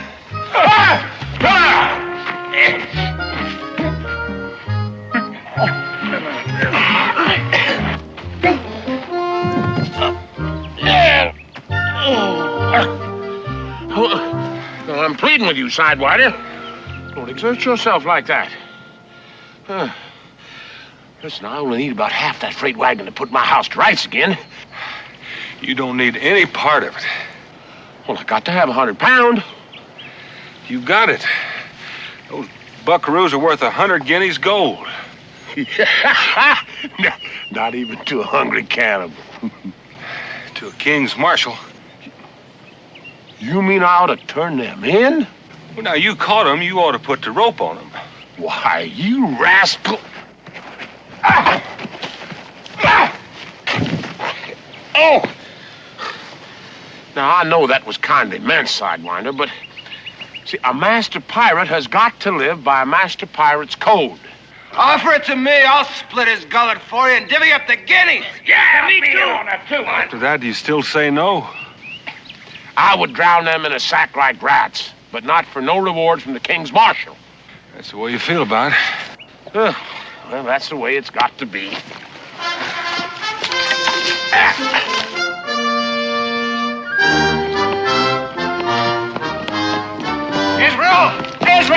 Israel! Sir Ives ain't already been here and gone, has he? Looks like he's coming now. Well, Pa said I'm not supposed to let you in. but if it hadn't been for us, would there be no... He said if you did come, you could sit down right there if you stay invisible and silent. He wants to hog the glory for himself.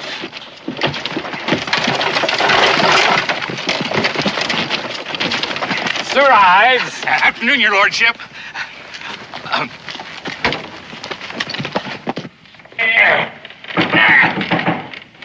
That's Sir Ives. Just a minute. Will you get that silly rag off of me? When I sweat, I don't want it stopping up my neck. Will you hold still? What? Ain't you afraid I'm going to escape? Yeah, well, I guess not. Not with the king's marshal standing right there at the door. All right. Coming, Sir Ives.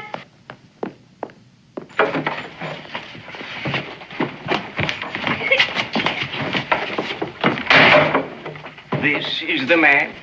I never thought you'd do this to me. To you, I am the sufferer. This is the hero who captured the Cumberland buckaroos. What were you doing at the time? Well, I was nursing a goose egg on my head. What are you doing here? Sir, if I had listen, not listened Sir to you in the Ives, first place, I should not be in this situation. Sir Ives, But Your Honor, find them. I don't want to see them again. I'm not going to let you get away with this. Now, I'm warning you. You're going to let me go to prison for complicity? Is that the master pirate's code? My hands are tied. Well, let's get this over with. Deputy Boone, you seem to have extracted 100 golden guineas from the royal purse, despite your duty to His Majesty. So it seems. In the King's name, I congratulate you, sir.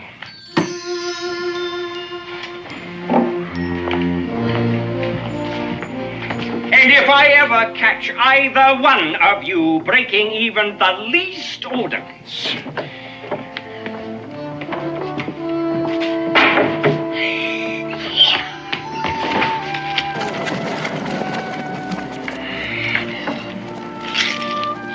Rhyme-a-nettly. Don't get too attached, boy.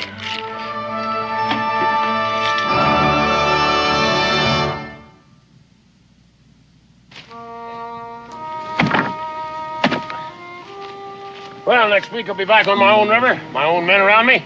I'll give my best to Bluebelly and Little Priest. Well, that's the way you finagle them? Oh, forgive him, Captain Snag. Or try to, for his family's sake. Hey, you're a good woman, Miss Boone.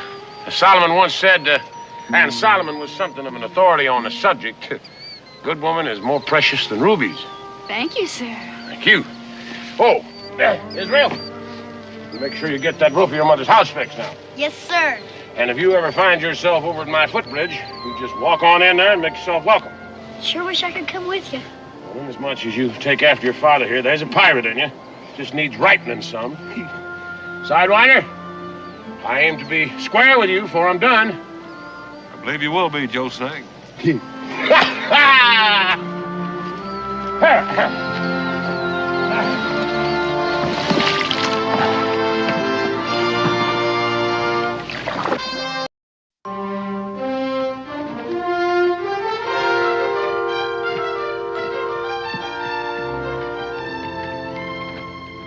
Well, Israel, I have a little work to take care of.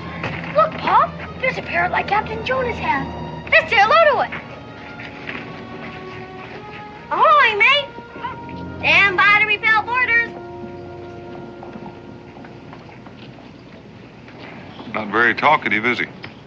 I guess nobody ever tried to teach him. Well, I haven't got any time to spend on his education. Like I said, I have a little business to tend to. How long will you be, Pa? Well, son, it could take all afternoon. You think you'll be able to find a way to pass the time? I'm gonna go say goodbye to Captain Jonas. Be sure and stay out of trouble. I will. Stay out of trouble. Did you hear that, Pa? Sounds like pretty good advice to me. Stay out of trouble. Stay out of trouble. Stay out of trouble. Stay out of trouble.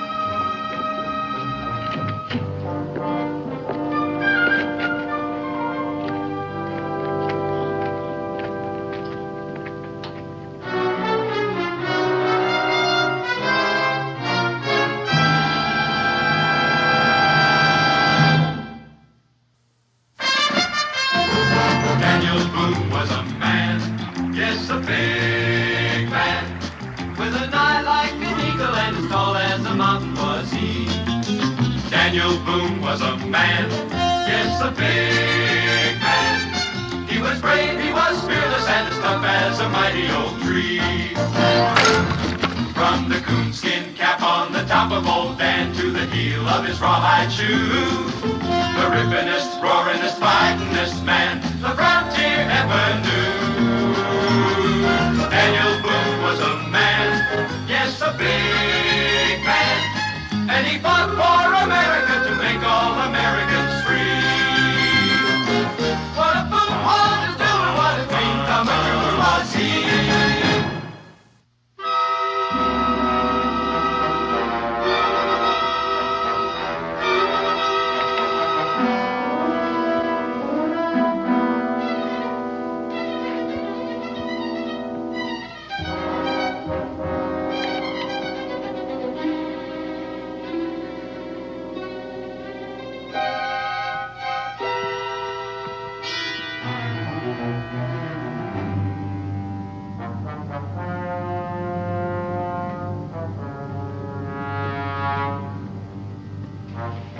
Good morning, Corporal. Mr. Boone? Here's the manifest.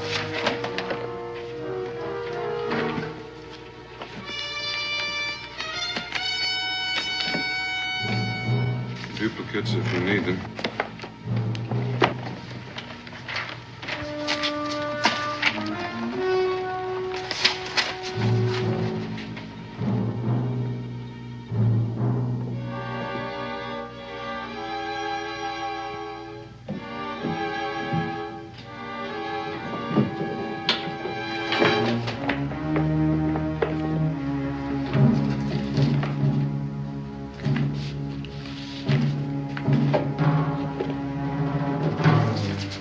Well, your papers seem to be in order, Mr. Boone. Guard, take these upstairs, please.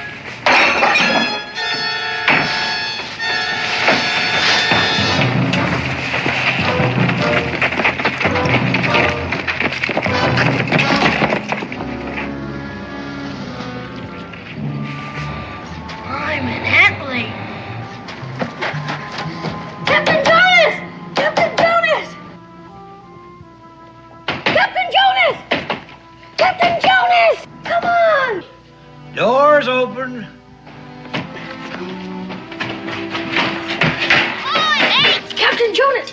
Ahoy. Ahoy, mates. Did you hear that shooting out there? Aye, lad, it's plenty shooting I've heard in my day. And many's the 9-pounder I've touched off from the deck of the Unicorn here. Ahoy, Unicorn. I remember this French privateer closing in on us just off the Bahamas. Carrying twice-star sail and twice-star guns she was. I don't mean that kind of shooting, Captain Jonas. Well, sir, the very first broadside from the Unicorn, and we parted that Frenchie's mainmast neat as the hair on a parson's wig. I mean the shooting out there in the street right now, and all the soldiers running and everything. Lower your anchor, laddie, and take it slow. Honest, Captain Jonas, they were chasing this man, and he was carrying a box.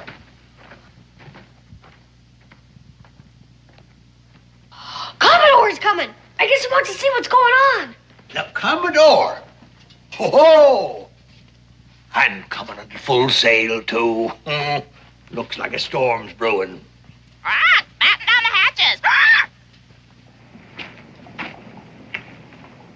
I thought we had him cornered, sir, when he ran in here, but he sort of disappeared. With the dispatch box, of course. Well, I'm not too sure about that. I remember when we were chasing him, I kept hearing those sleigh bells, and all of a sudden they stopped, so it's possible he might have hidden the box somewhere. But you're not too sure about that either. No, sir.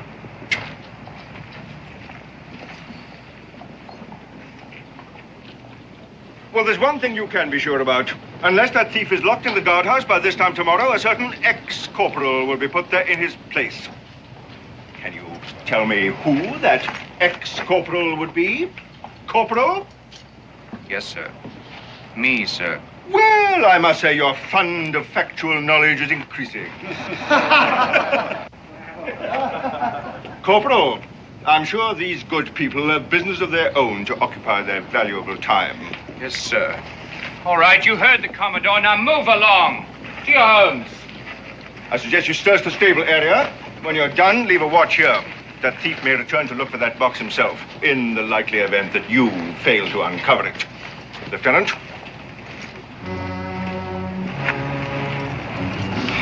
All right, mates.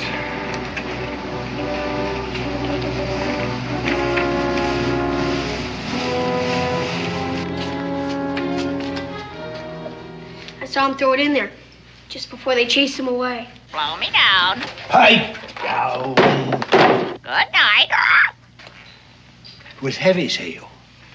Made a very big splash. It must have been awful important the way they were chasing him. Aye, lad, I expect it is. I better go tell the Commodore. Delay that talk, mate. Don't go stirring up any whirlpools. I know the ways of the British Navy, and you don't. But a thief's a thief. And the British are the British. Like it's not that scurvy dog's doing us a favor. There might be secret papers in that box. And if there are, it's my judgment they're better off in our hands than the British. You don't love the British, do you? The king quartering soldiers on the people, hanging poor lads from the yard arm. And your pod say the same thing. I gotta get me hook on that box. Just one hitch. How are you gonna get that box away from all those soldiers? You leave that to old Jonas. You're not alone now, lad. You got yourself a shipmate.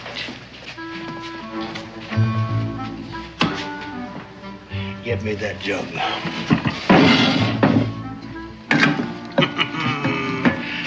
We're going to disguise that box as a keg of rum.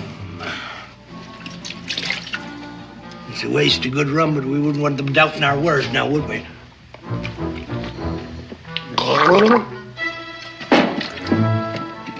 All right, laddie.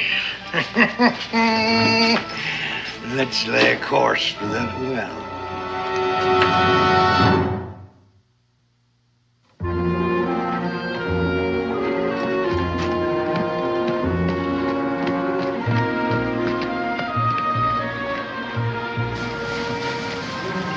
Hey, you two. Move off now, and I'll not be telling you a second time. Well, now, what's things coming to? Will a servant of the king will deny a poor lad a ladle of water? Rum's been meat and drink to me these 40 years. years. What a poor, parched, innocent boy. Look at him, huh? All right. Take a drink and then go. Careful, lad. The corporal wouldn't like it if you was to chance to topple in. Now see what you made me do! That was a full cask of rum. It wasn't very big. A noggin hogshead rum drum. And it's not for wasting. Now into that bucket with you and fetch it. Or you'll pay the score. Yes, sir.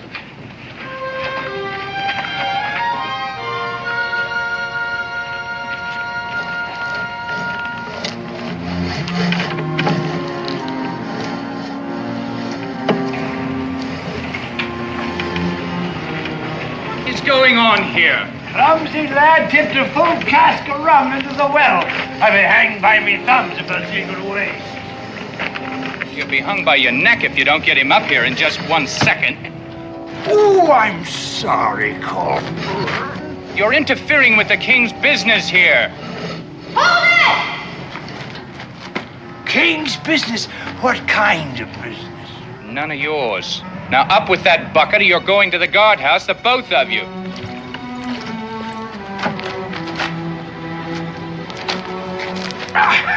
It's heavy as an anchor. I can't budge it.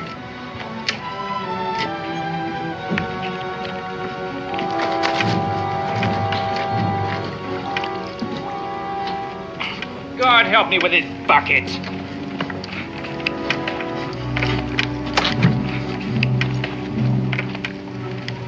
Got it! Hoist anchor! What's in this thing? Oh, you'll never make a sailor, laddie. When I had both me hands, I could hoist a schooner's mainsail by myself and never draw a hard breath.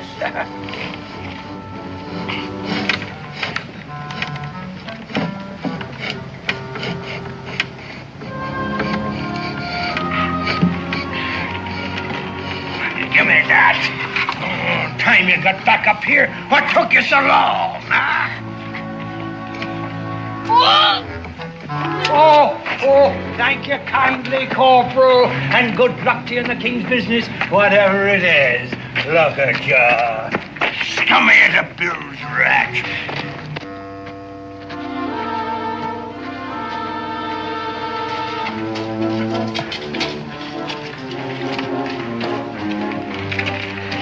Door.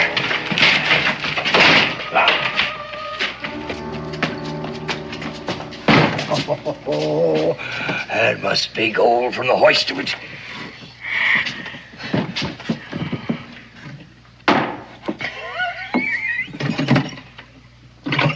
Come on.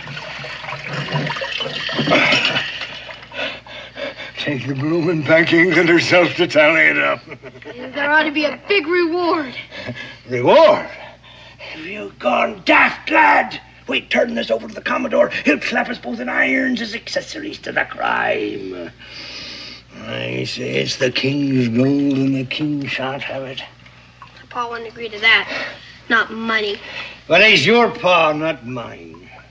Ah, now, laddie, if you knew the way I suffered at the hands of the king's navy, suffered, and the poor people of this town, we're just seeing that the British get back a little of what they give. And we're rich, laddie. Rich as lords rolling in a coach. With rum and tobacco for the rest of our lives. You keep a sharp lookout while I take this in the back and open the lock. Aye, aye, Captain.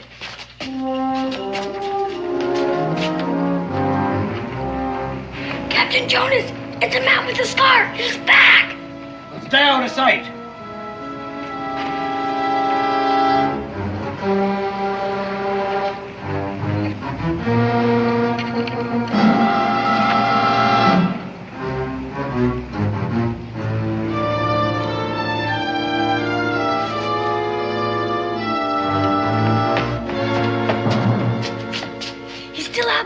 Come looking for his box.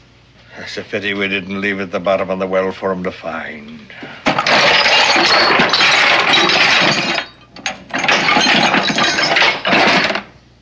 Just some iron and brass. Not even secret papers. Why would he want to steal a box full of... And why would the Commodore want it back so bad? Have the wind to be there, lad. Another thing I can't fathom. Why'd Scarface out there risk sailing across the Commodore's bow just to get it? We'll swear an oath, lad. An oath? Of silence. You and me are the only two know what happened to that box, ain't we? And we know what the British will do if they find out, don't we? Drawn and quartered, sure as you're born, and strung up to the highest yard arm. We don't want that to happen, do we? What are we going to swear on? The unicorn.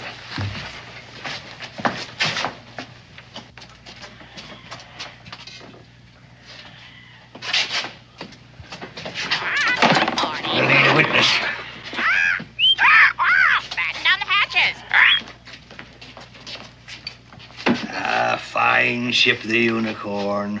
Honest and true to me she was. You'll not find a better thing to swear on. I swear to keep mum on what we did today and never to tell the name of my shipmate, or may I boil in oil. Swear. I swear. Share and share alike. And so we shall. I'll keep these bits of metal, and the box will come in handy for you when you're back in Boonesville for your lunches. Just fits.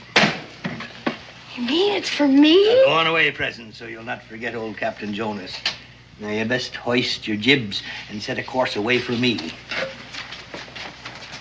And look out for Scarface. She'll come athwart his course. It'll be your last voyage. Remember, we're shipmates, and remember what we swore. You can count on me. Mum's the word. Fair winds, lad. Bye. Fair winds.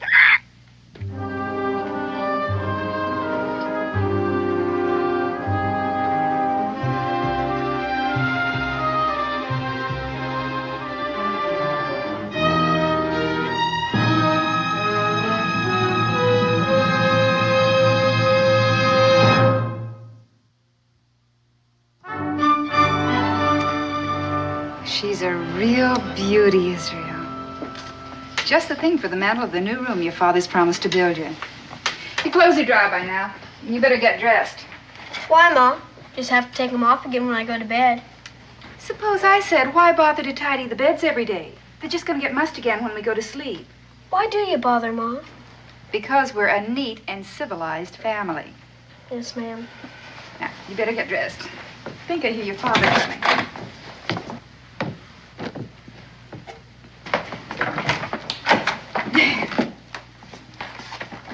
Oh, you're back early. All finished. We can leave in the morning as planned. Oh, wonderful. Where's Israel? Changing his clothes. I had to wash every stitch of his clothes. I don't know what we'd do for excitement without that boy. We had plenty of excitement down at the government house today. I was there when some fella stole a dispatch case right out from under the nose of Commodore Morrison. What happened to him? Well, I don't know. The last time I saw him, he was heading for the hills, 6 or 7 soldiers after him.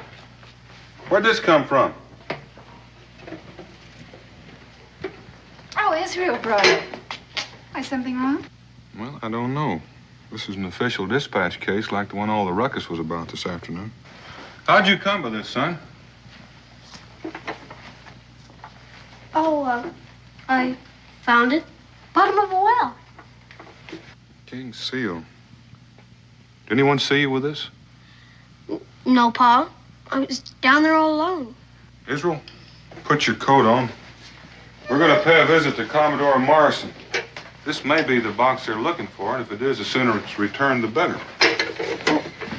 Can't we just throw it away or something? Nothing's in it. Israel, this is the king's property. A man could be hung just for breaking the seal. What does it matter? It belongs to the British. The truth matters, Israel, and possibly keeping innocent people from becoming involved. We'll be back. Don't be late for supper. I don't think I'm going to be very hungry.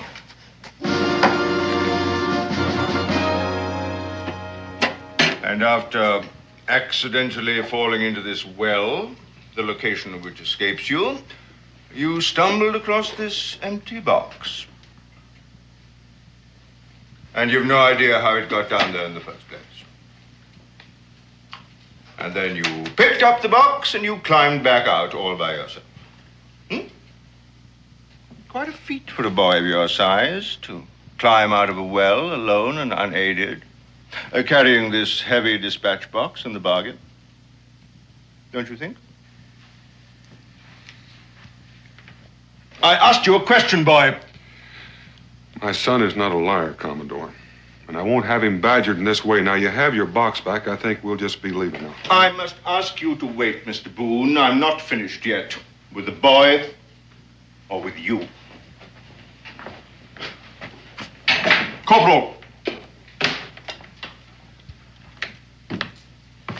Is that the boy, Corporal? Yes, sir. And is that the man?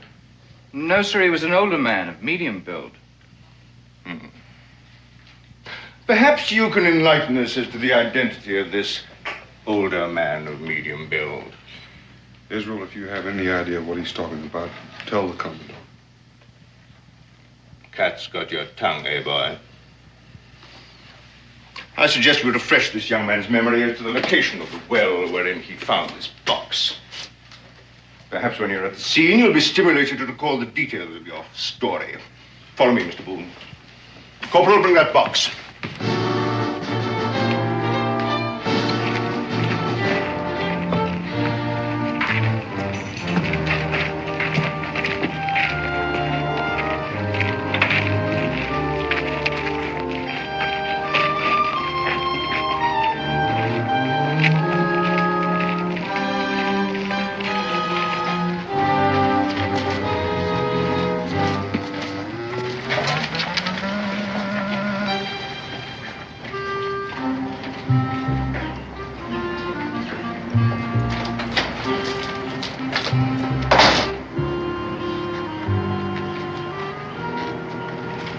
Young man, I submit that you did not fall into this well. You were lured in by an accomplice, this older man of medium build.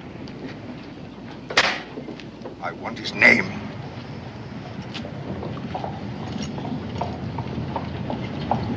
Tell him, son. Like as not, he's in league with the man who stole the box in the first place. Don't you see the man was just using you to retrieve that box? Whoever he is, he'll swing. Very well. I've tried to be patient with you. Corporal, put the boy under arrest as an accessory to the crime. Now, hold on, Corporal. He's just a little boy, you can see that.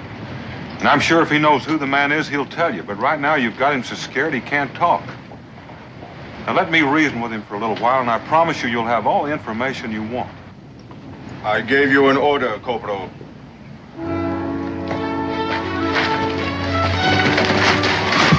Put Mr. Boone under restraint.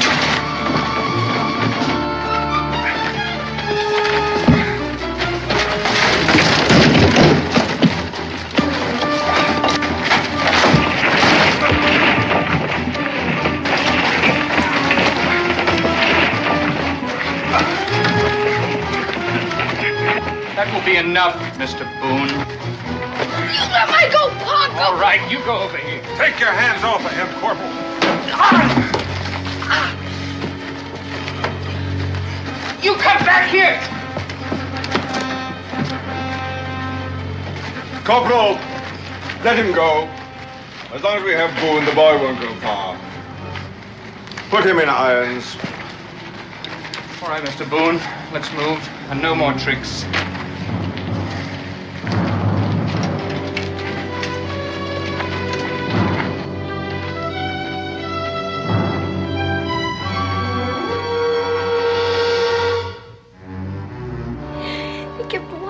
Captain Jonas.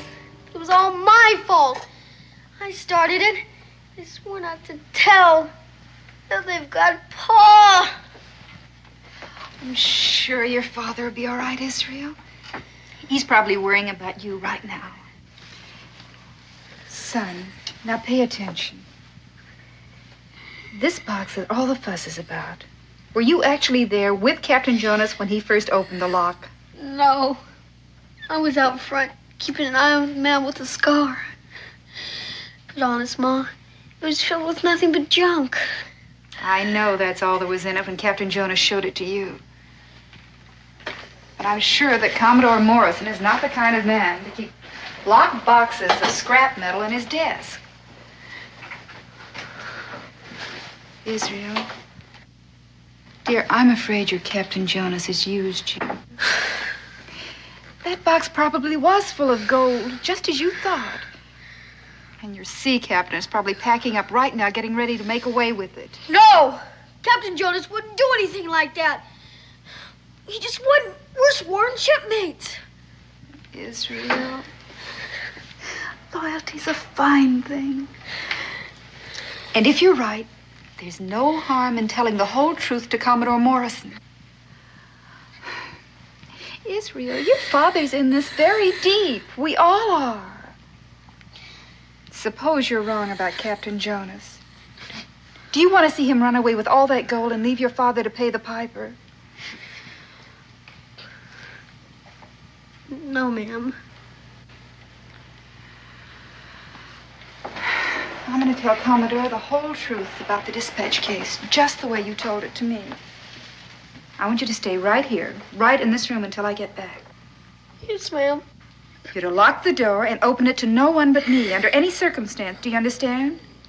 Yes, ma'am. Oh, there's bread and honey in the cupboard. It'll tide you over till I get back. Israel, lock this door.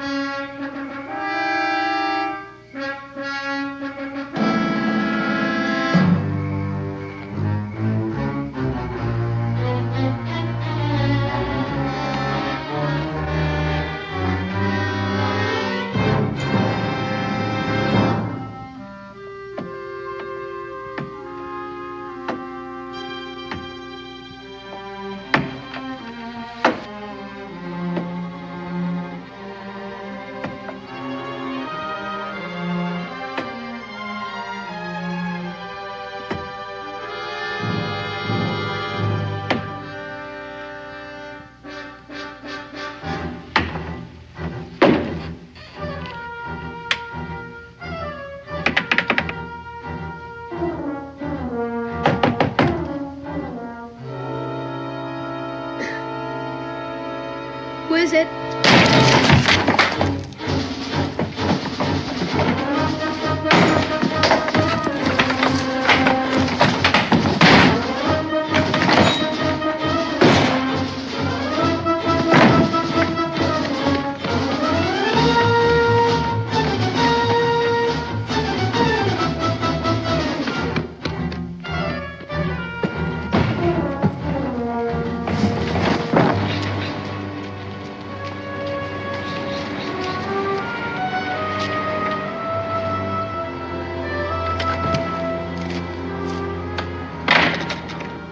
Corporal, I'm Rebecca Boone, and I'd like to see Commodore Morrison. The Commodore's at dinner, madam. You'll tell him it's very important, and I'd like to see him. I'm sorry, ma'am, but the Commodore gets very annoyed if his dinner is disturbed. At once. You may wait in his office if you wish. Now, you see here, Corporal. You've got my husband here and my child half frightened to death. I'm not going to sit in that office and cool my heels while your Commodore sips his after-dinner port. Now, you go tell him wherever he is that Mrs. Boone is here, and she has all the information he wants about his precious box. Now, you tell him if he wants to catch his thief, he better get here and in a hurry. Yes, ma'am.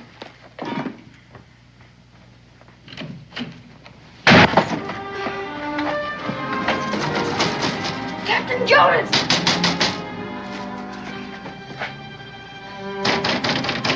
Captain Jonas!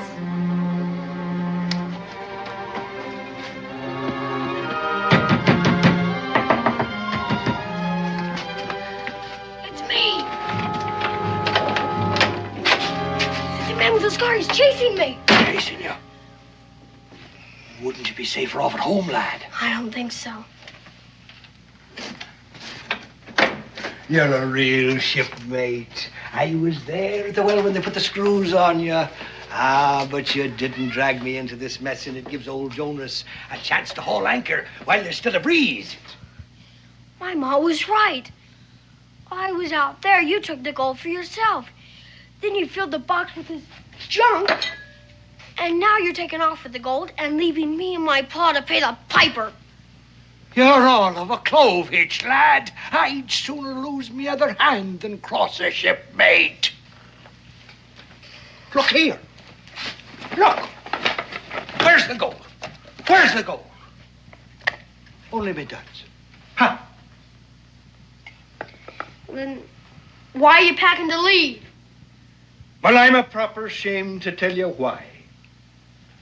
But it's nothing to do with the box. The Commodore's mighty anxious to get his hooks on me.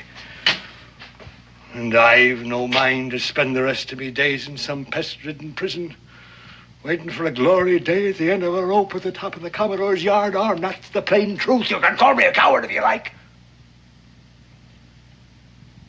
But I never cross a shipmate. A spade's a spade. Oh, shut your trap. Good night. I don't care about the gold, Captain Jonas. You can have it, all of it. It's just that they've got my paw. And you're the only one that can convince the Commodore that he's had nothing to do with it. Please, Captain Jonas. It means an awful lot to me. Would you please go to the Commodore and tell him the truth? Please. I'd sooner sail up to execution dock, lad. But I'll do it. Only you gotta believe I didn't take that gold. Let's hurry.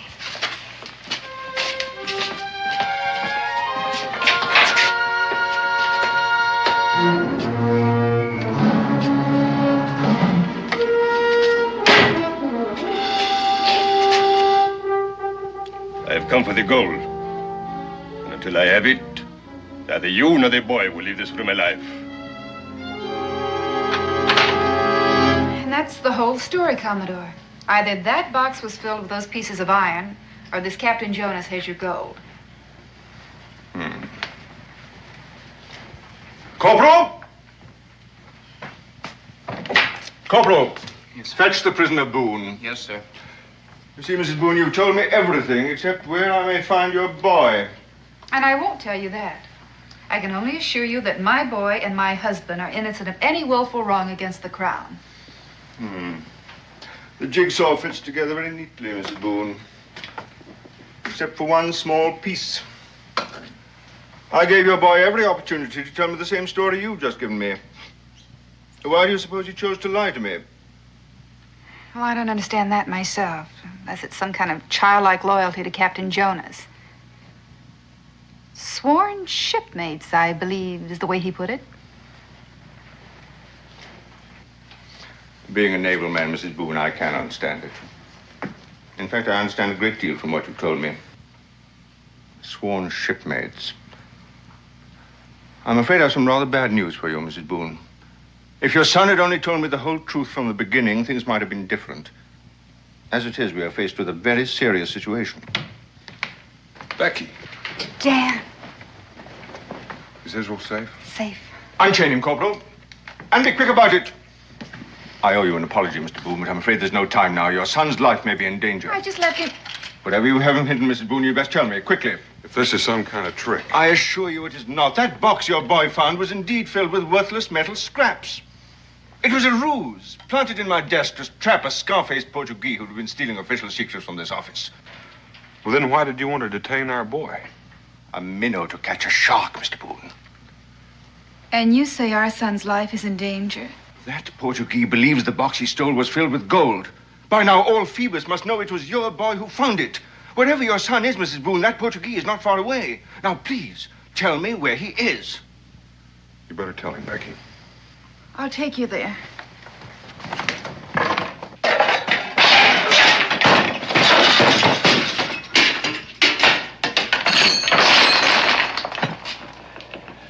I warn you, monsieur. My patience is wearing thin. I've told you all I know. The box was empty. No, it wasn't empty. It was full. But there was nothing in it. But... Stop! I'm telling you the truth! Guard! I've had enough of this.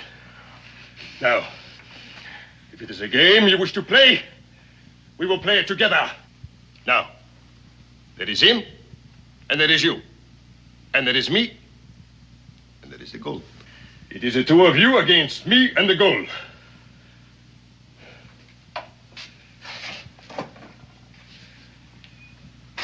If the gold is not in the game by the time the glass runs out, the boy will die.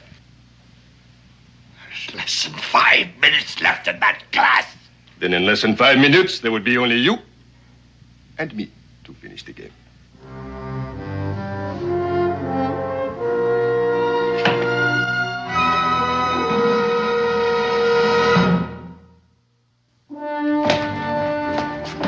Pedro!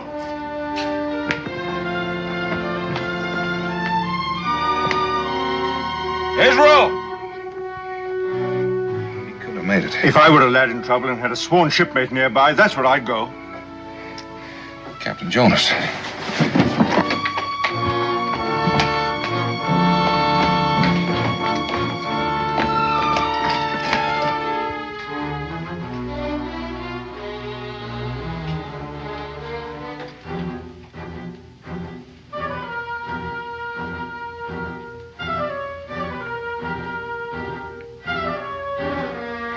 Wait.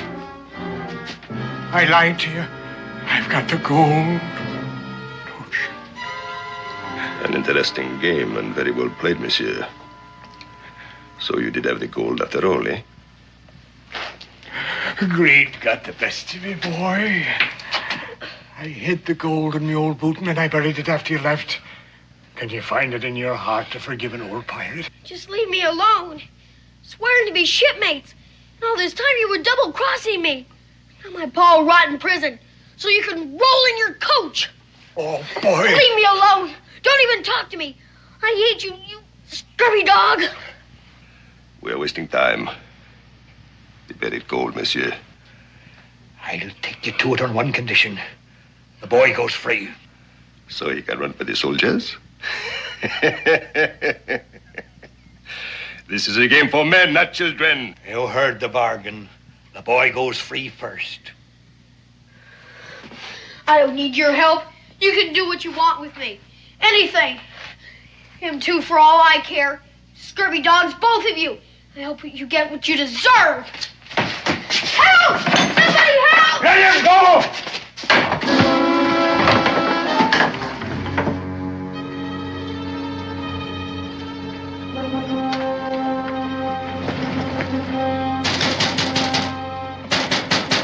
Open up in there. Maybe there's a back door.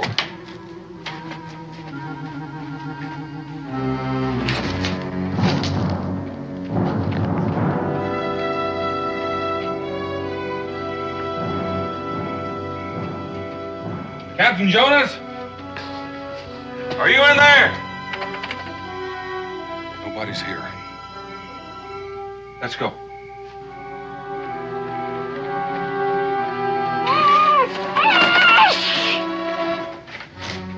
Anything? Nothing. Corporal, assemble the garrison. Every man jack, on duty or off. I want them all in front of Government House in 10 minutes. Yes, sir. You saddle up 2 horses on the double. Go.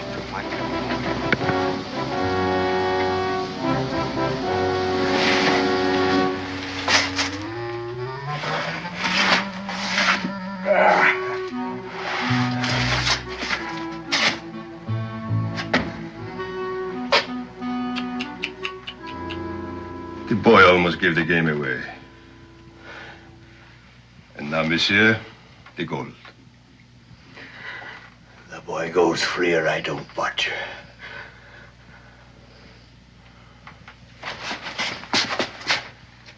I am to the bed. If you cross me, I will come back and douse his light.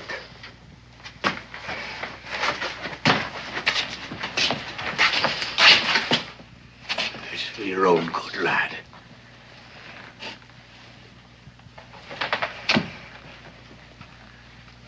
I won't be seeing you again. It's old Jonas' last voyage. 40 year before the mast, with gales blowing in my ear, and hardtack rumbling in me gut. And I'm to end me days, like the old unicorn herself, with nothing but a rusty old anchor to mark her bones. You have done enough talking. That is sweet. Good morning.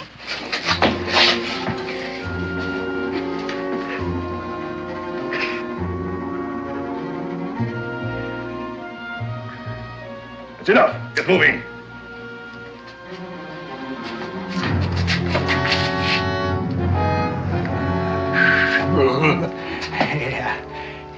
You gotta have a shovel to dig a treasure. Or a grave, monsieur.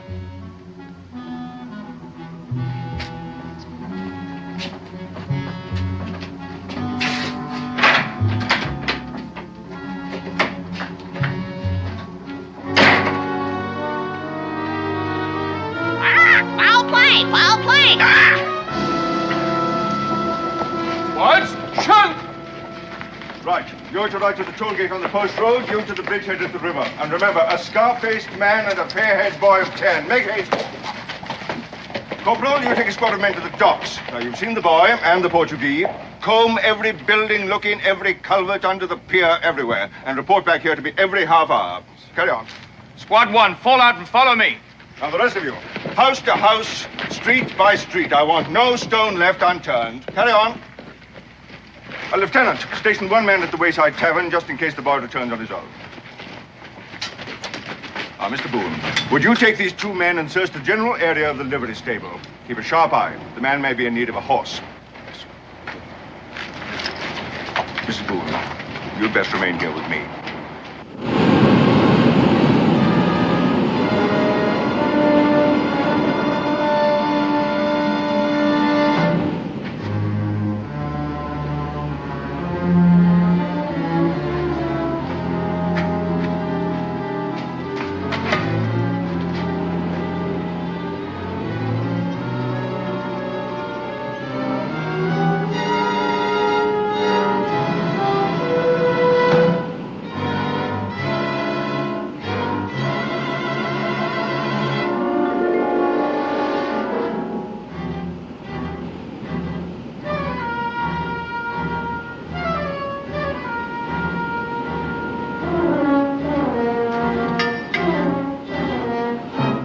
Father.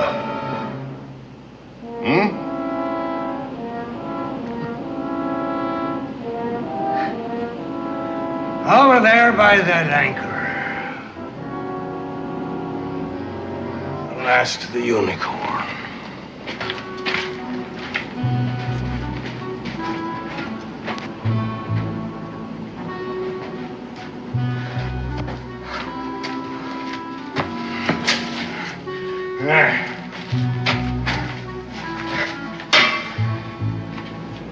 Dig.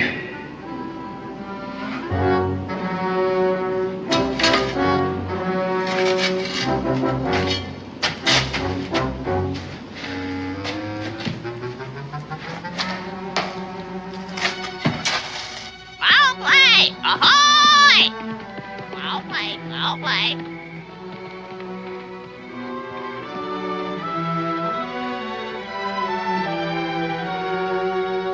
Well played. Ahoy! You men, over here.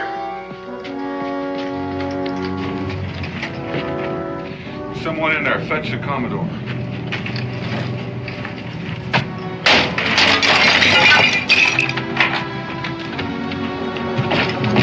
Well played. Ahoy! Who tied you, son? Captain Jonas. Dan? Becky! In here, the back room.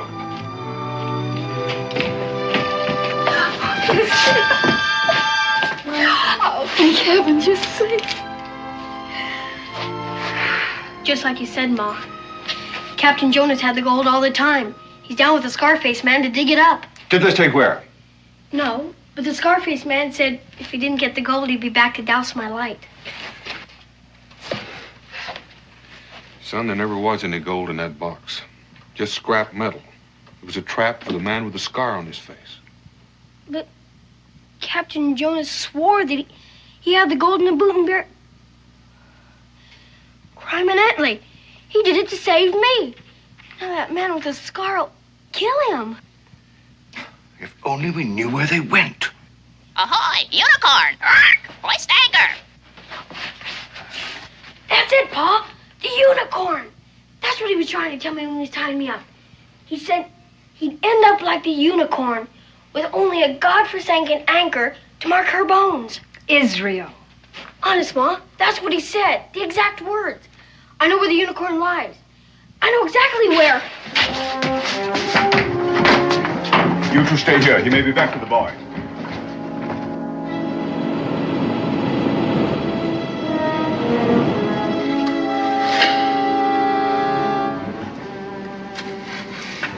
For a rum-soaked sponge. The tide must have shifted the sand. No, I know it was right beside the fluke of this anchor. Keep digging.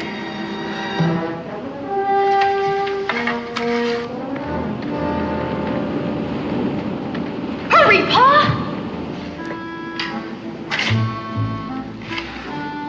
Faster! That's as far as I go. I'm sick and I'm tired, and I reached the end of my string. There's no gold, and there wasn't any. So go ahead and shoot. And remember this. If any harm comes to that boy back there, I swear I'll come back from my grave, and I'll see the color of your insides. If you have nothing more to say, monsieur. Shoot! Blast your shoot!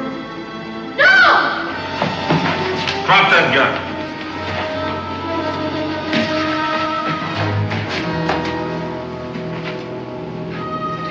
That's what I meant, Mrs. Boone, about shipmates.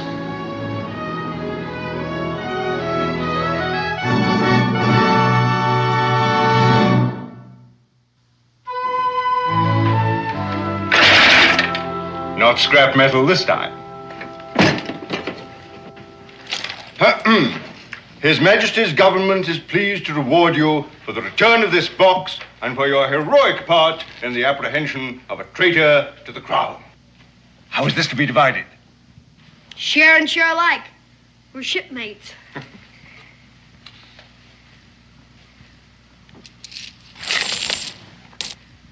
Crime in Italy. It's a bloomin' fortune. Israel, what do you say? I say we're rich as lords, rolling in a coach with enough rum and tobacco for the rest of our days. It's a good thing we're going back to Boonesboro. Not a minute too soon.